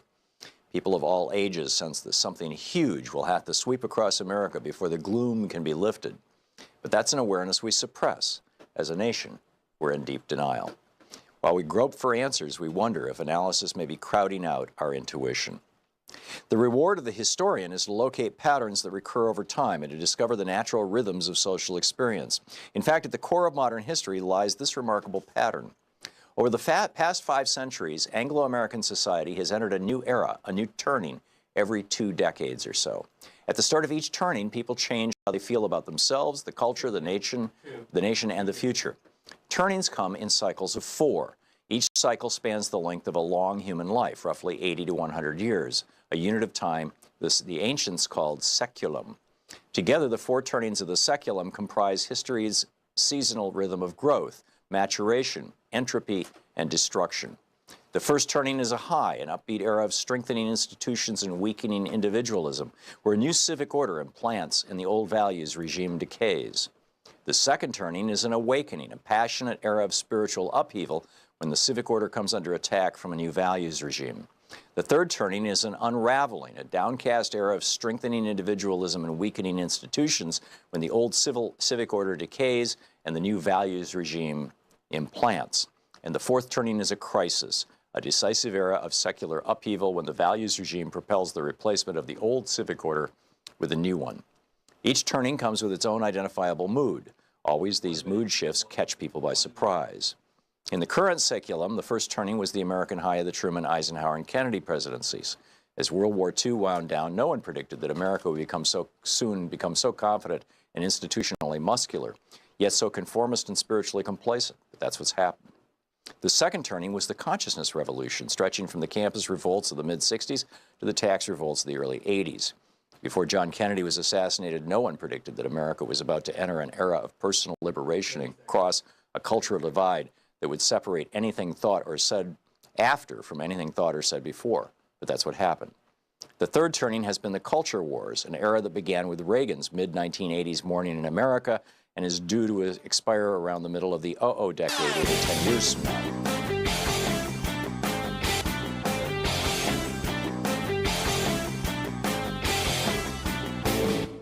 Help support Progressive Radio. If you're listening to us on a commercial station, call their advertisers and let them know you're listening. If you're listening to us on Pacifica, one of our many nonprofit stations, please support them when they do their fundraising drives. Thanks for supporting Progressive Talk Radio and tag you're it. So Richard Nixon was a crook, but not a lot of Americans knew that in 1960. But he lost to John Kennedy, not because he was a crook, but because he didn't know how to use television. He refused to wear makeup during the debates.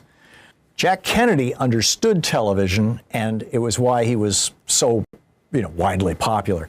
Calvin Coolidge was the first president to use radio in 1923, but Franklin Roosevelt did his fireside chats starting in 1933, just after he was inaugurated, and they were often listened to by a third of Americans. That's why he got reelected 3 times. He was elected 4 times to president. If Joe Biden had done the same thing during his 4 years, reaching all the American people every week, using social media, the new media, because that was radio and television back in the day, he would be in the White House right now, or Kamala Harris. There's a whole article about this, how Democrats need to get with the plan. They need to figure out how to use social media and get some charismatic candidates out there. Over at HartmanReport.com is titled Democrats' Fatal Flaw. Check it out.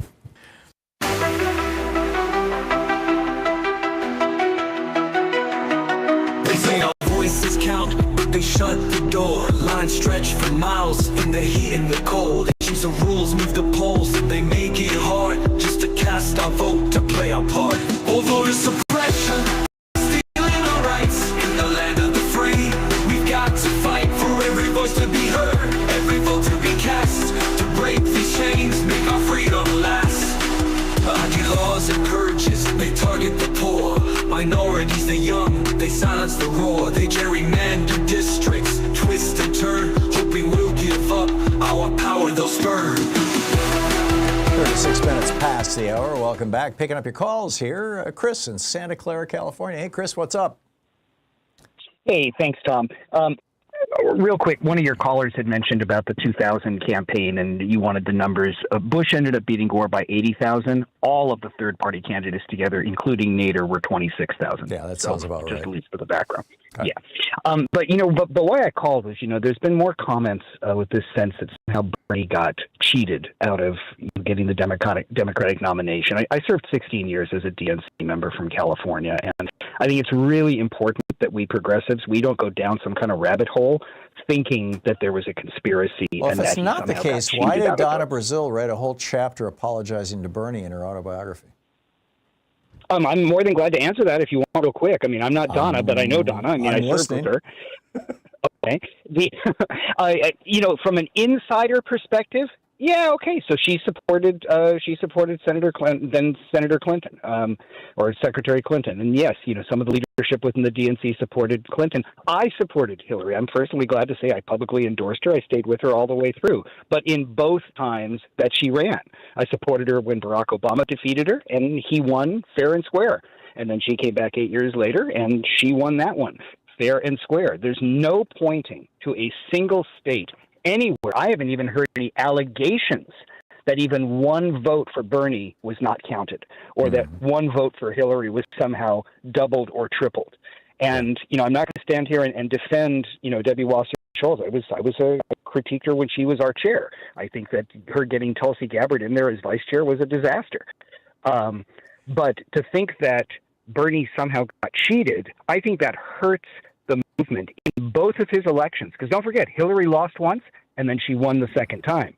Bernie did not learn from losing the first time in both elections. He got clobbered in states with heavy African-American votes in the Democratic primary. Yeah. That is, he just couldn't count up to those numbers. Doesn't make him a bad guy. I think Senator Sanders is a wonderful person. It's good that he's out there.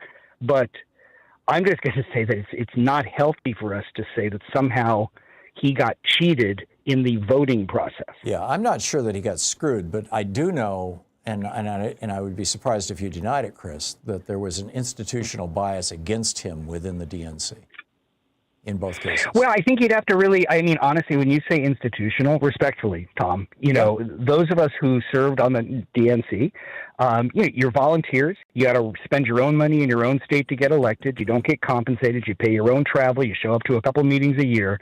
That's the DNC. Now, if you're saying when you say DNC, you don't mean the actual voting members, not the activists. You're kind of thinking somebody else. Then I'm going to ask you, who do you mean? Because I spent a lot of money over a lot of years that I could have probably used for other stuff in home to go to these meetings and travel around California and get elected, and it's volunteer service. Yeah. What's this institutional bias of which you refer? Well, it's a good question. I don't recall the details. I have, because it's been a lot of years, I have recollections of people not being able to get Bernie signs when they could easily get Hillary signs. I have recollections of when people were being offered to the media as surrogates or as Democratic advocates, that those people who were advocates for Bernie were generally not included in those lists or were excluded explicit. Oh, you mean coming from the DNC? Is it possible that on some kind of something like that some staffers or some leaders in the DNC offices gave more surrogates who were pro-Hillary than who were pro-Bernie? Yeah, that's probably possible. Well, that's my point. Did that tip the outcome of a campaign? I mean, if you're going to run a national campaign, I don't know. Senator if you've got the party against you. Senator Obama defeated Senator Clinton, who was also a former First Lady. Yeah, no, I got that. If everybody thinks that Hillary had all this incredible power, how come she wasn't able to defeat a fairly new senator out of Illinois back in that year? So the reason I'm nudging back a little bit is that for us to move forward, and I think really to leverage on why your show is so wonderful, it's got to look ahead. You're always challenging Democrats to get out there. We got to really, go and do the work, and I support you on that. But when people whine, it's not worth it, Bernie tried, he lost, whatever, it's like, hang on a second, guys. It's a senator from a very small state who consistently could not deliver sufficient votes from the African-American community. Okay, you can't win a Democratic national nomination unless you've got a broad enough base. That doesn't mean you're not a good guy. It doesn't mean we can't win back. Do you realize this is the 5th strongest Democratic Congress in the past 32 years? People think we got our butts kicked. We didn't. Out of the last 16 Congresses, this is the 5th strongest Democratic House cohort. Yeah. And we're talking as if it's like we're just thrashed. We're not. No, I got that. In terms of any time when we didn't have the speaker, this is the strongest. The other 4 above were when Nancy Pelosi was speaker. So we got to change the narrative. Let people know, hey, it's just a little more oomph. Let's get the younger people who voted for the first time last year. Let's make sure that they're thanked. Thank them. Like, take the effort to go door to door. Send a postcard. Make sure in your own home precinct. Have you thanked the young people who voted for the first time? And will they vote again next year? Don't pressure them beyond that. Just say thank you. We do that. Just that, Tom. Coast to coast, we win. Yeah. It's that close to pick up an extra seat. So thank you. I'm glad I was able to kind of thank you very push much, back. Chris. And if you think I'm wrong, tell me. Thank you. Yeah. Thank you. Julie in St. Paul, Minnesota. Hey, Julie, what's on your mind today? Oh, hello. Yeah, I can bounce right off this last conversation because my concern is all the Dem bashing, and I agree. I think this idea of that they won by a mandate is, that's been droned into our heads, and I really don't like talking about the woulda, shoulda, coulda stuff because we do need to have a vision going forward, and I think the main problem is the narrative, the communication, and you help with that. Thank you very much. And I just think that as far as the young people and myself, I'm not one of those young people, but I'm more of a progressive, and I think we do need to go further left. Gaza is a serious issue, and it's gotten worse. And we need to have that acknowledged. And there's a lot of the youth out there that don't want to hear. They don't want you to say just vote against whatever Trump stood for. They want to know going forward what our Democratic progressives going to do. So I think trying to stay in the middle all the time might not be the answer. Yeah, I'm with you. Thank you, Julie. Tim in Shelby Township, Michigan. Hey, Tim, what's on your mind today? Hi, Tom. First of all, you asked me to report on our Good Trouble rally. Yeah. How'd it go? Yes, I went to Troy, Michigan, which you're probably familiar with. Oh, I nearly crashed an airplane in Troy. I'm glad it wasn't last Thursday. This was, in 1972, and I was flying a little Cessna 172, and I took off the wrong way. I took off with the wind instead of into the wind, and I was having trouble climbing. And there's at the Troy airport, that little unregulated airport, there's a bunch of high tension lines on one end of the runway, and I just barely cleared them. I cleared them by about 5 feet. And I believe that airport is now a Walmart. Okay, well, it was an airport in '72, and I still remember it well. I still remember how terrified I was when I realized the mistake I'd made. So anyway, back to Troy, Michigan. You had a good time there, eh? Anyway, Troy is a bustling metropolis now, and we met at 16 Mile Road and Rochester Road, and it wasn't quite as extensive as the weekend protests we've had there, but I'm guessing there was probably anywhere from 8 to 1,000 people. Oh, that's great. And we lined all four corners and up and down the streets. Again, when Democrats protest, they do it in a happy way. There you go. Yeah. Yeah, it's never quite a have contrast, isn't it, Tim, between a Democratic protest and, like the Proud Boys showing up or one of these other Republican-aligned groups where they cover their faces and they carry tiki torches and they chant, blacks or Jews will not replace. I mean, it's such a night and day difference between Republicans and Democrats when it comes to, public And generally, spectacle. that's how you generally that's how you can tell the difference between Democrats and Republicans. Well said. Tim, thank you. Thank you for the report. Nice to hear from you. I appreciate it. That's good to know. It worked out well. It's 45, almost 46 minutes past the hour. I'll be back with more of your calls in just a moment. It's the Thom Hartmann Program. Talk media for the sane among us. We'll be right back.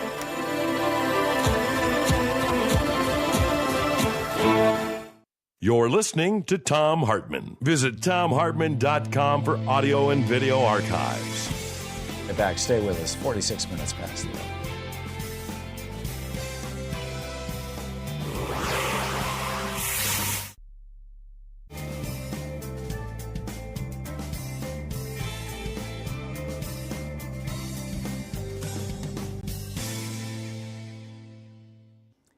Welcome back. Cheryl in Snohomish, Washington. Hey, Cheryl, what's up? Hi, Tom. Hey. I'm sick of the reality TV show government that the GOP is giving us. Yes. And where is the shadow government from the Dems? Where is it? Well, that's a good question. You'll have to ask the Democrats. I've been trying, and I get no answers. Anyway, my final note is, because you know so much and you have connections, what if we scrap our Constitution and start over and build the best of the best for moving forward? I don't think Because that's we can't necessary. go back. The problem in my mind is not the Constitution. It's the way that Republicans on the Supreme Court since the 1970s have interpreted the Constitution. Nowhere in the Constitution does it say corporations are persons. In fact, you could argue it says the opposite. Nowhere in the Constitution does it say that free speech and money are the same thing. Some of these insane proclamations by the justices about what is and isn't constitutional, that's what's damaged our country, in my opinion. I agree wholeheartedly, but how do we fix it, Tom? Well, I think, by congressional action, Congress can overrule the Supreme Court on pretty much anything. All they have to do is pass a law. And we got within 2 votes of this. You'll recall, Joe Manchin and Kyrsten Sinema, if they had not stabbed Democrats in the back, these 2 turncoat traitors to America, frankly, and joined with the Republicans in supporting a filibuster against against H.R. 1, the For the People Act, that legislation would have reversed large parts of Citizens United. It would have ended gerrymandering. It would have ended a lot of the voter suppression techniques and strategies that Republicans use. It would have restored basically fairness to America. And that's why the Republicans worked so hard to stop it. And that's why they paid off Joe Manchin and Kyrsten Sinema, apparently, to vote against it. And, it's like we've got to get back to the position where we've got a Democrat in the White House and we've got Democrats controlling the House and Senate, as we had during the first 2 years of the Biden administration. And it's not going to be that big a lift. I doubt it'll happen in 26, but I think it will happen in 28. And then go back and revisit that piece of legislation, or those 2 pieces of legislation, the For the People Act and the John Lewis Voting Rights Act. And make sure that the John Lewis Act said that you have a right to vote in the United States. Right now, because we don't have a right to vote, because the Supreme Court has said we don't have a right to vote. And again, I think that's a lie. The phrase right to vote appears twice in the Constitution. But they say you don't have a right to vote. You have a right to own a gun, according to Republicans on the Supreme Court. So if your state government wants to take away your gun, they have to go to court and get a court order to take away your gun. They have to prove their case before a judge or a jury. But if they want to take away your vote, they don't even have to tell you. They can take away 100,000 people's votes with a keystroke. And that's wrong. If John Lewis's act had passed and if the For the People Act had passed, if those 2 corrupt Democratic senators, Kyrsten Sinema and Joe Manchin, had not stabbed our country in the back, every single one of us, then we would be living in a very different country right now and Donald Trump would not be president. It's just that simple. And that's what the work that we've got to do, Cheryl, in my opinion. Cheryl, I'm out of time. I'm sorry. Thank you for the call. It was a great question. Thank you for giving me a platform to go off on a rant about it. I appreciate it.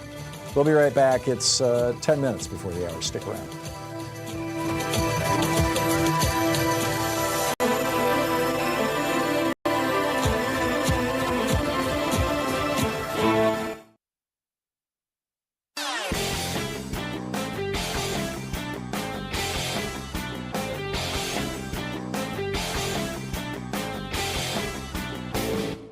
Hey, thanks so much for sharing our program and for reaching out to our stations and sponsors and letting them know that you're listening. It really means a lot to us.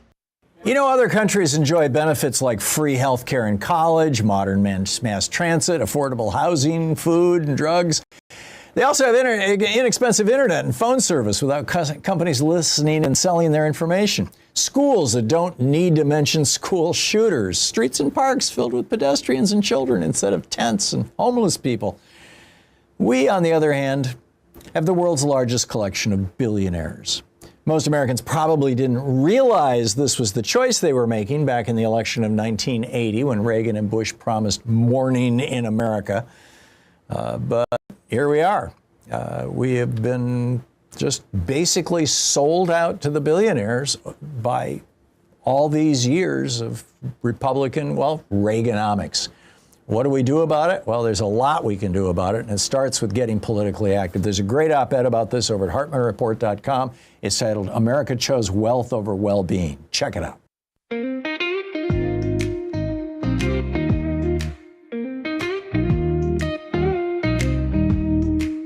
We got jobs shipped overseas, left folks out in the cold. Neoliberal promises all turn to fool's gold. Factory shutdowns go dark while billionaires cashing high. They bought our silence for decades while the middle class watched it die. Bring it back home, take a stand. It's how we reclaim our land.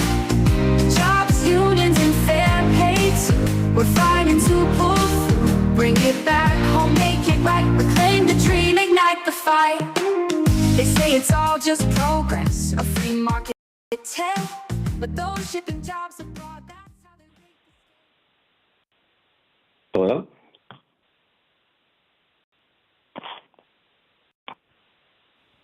Bill, can you hear me? Oh, yes. Hello. Okay, you are on the air. What's on your mind? Okay. Yeah, I just want to mention I had this sort of fanciful thought experiment back when the crazies were talking about a 10% flat tax would solve everything. My idea was that you would pay in relative to what you are worth. So if you're a billionaire, you have to pay $5,000 for a hamburger.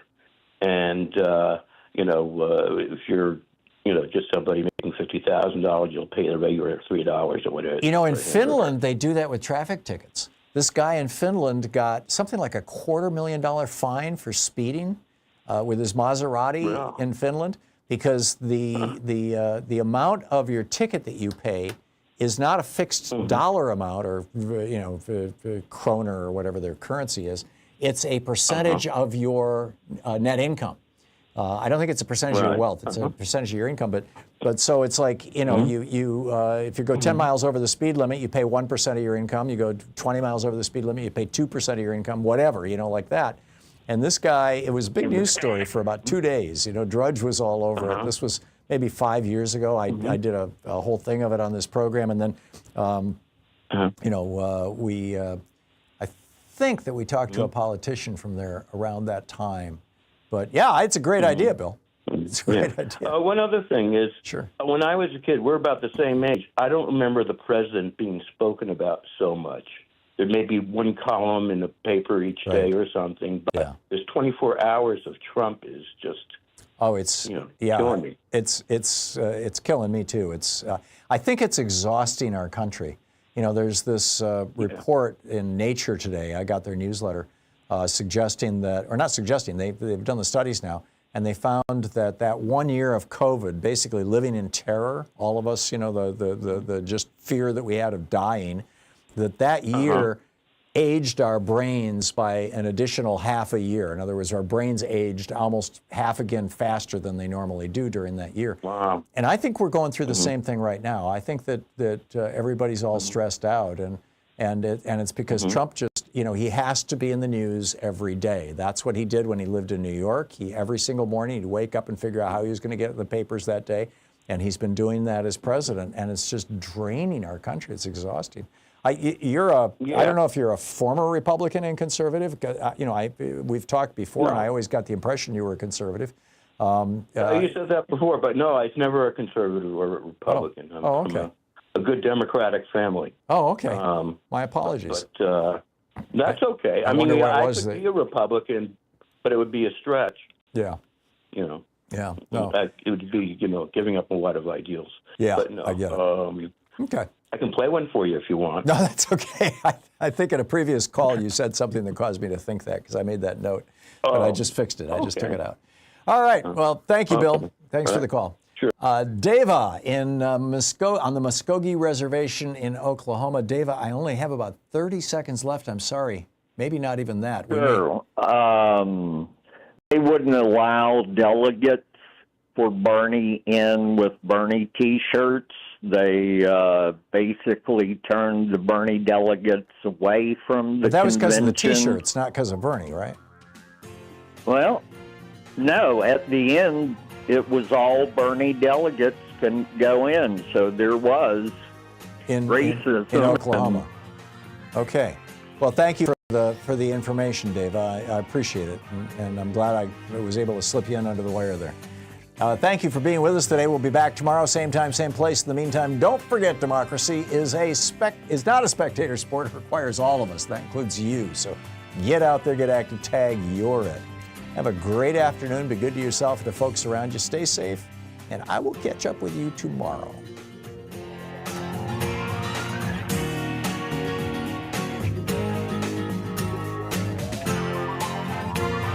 You've been listening to Thom Hartmann.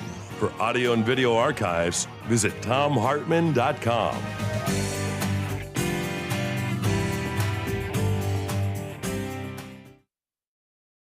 In addition to bringing you the Thom Hartmann Program here on Free Speech TV and Video Media Online, we also have a whole set of ways you can interact with us and tools you can use to spread the word about the importance of democracy and the threats to it in our republic. First, there's your daily homework. Sue Nethercutt puts together a daily email newsletter that has a link to every story I discuss on the air, so you can find my sources and you can share them with your friends. It's free and you can sign up at thomhartmann.com. Second, I publish my daily take every day over at the hartmannreport.com website. That's also free if you want the daily 5 days a week rant in your inbox. No ads either. Third, we have the podcasts. There's the free 1-hour version of our daily show that's advertising supported. You can find that wherever you get your podcasts normally. And then there's also the podcast of the entire 3-hour show with no advertisements, and that's available by subscription over at thomhartmann.com. So check them all out at thomhartmann.com and hartmannreport.com.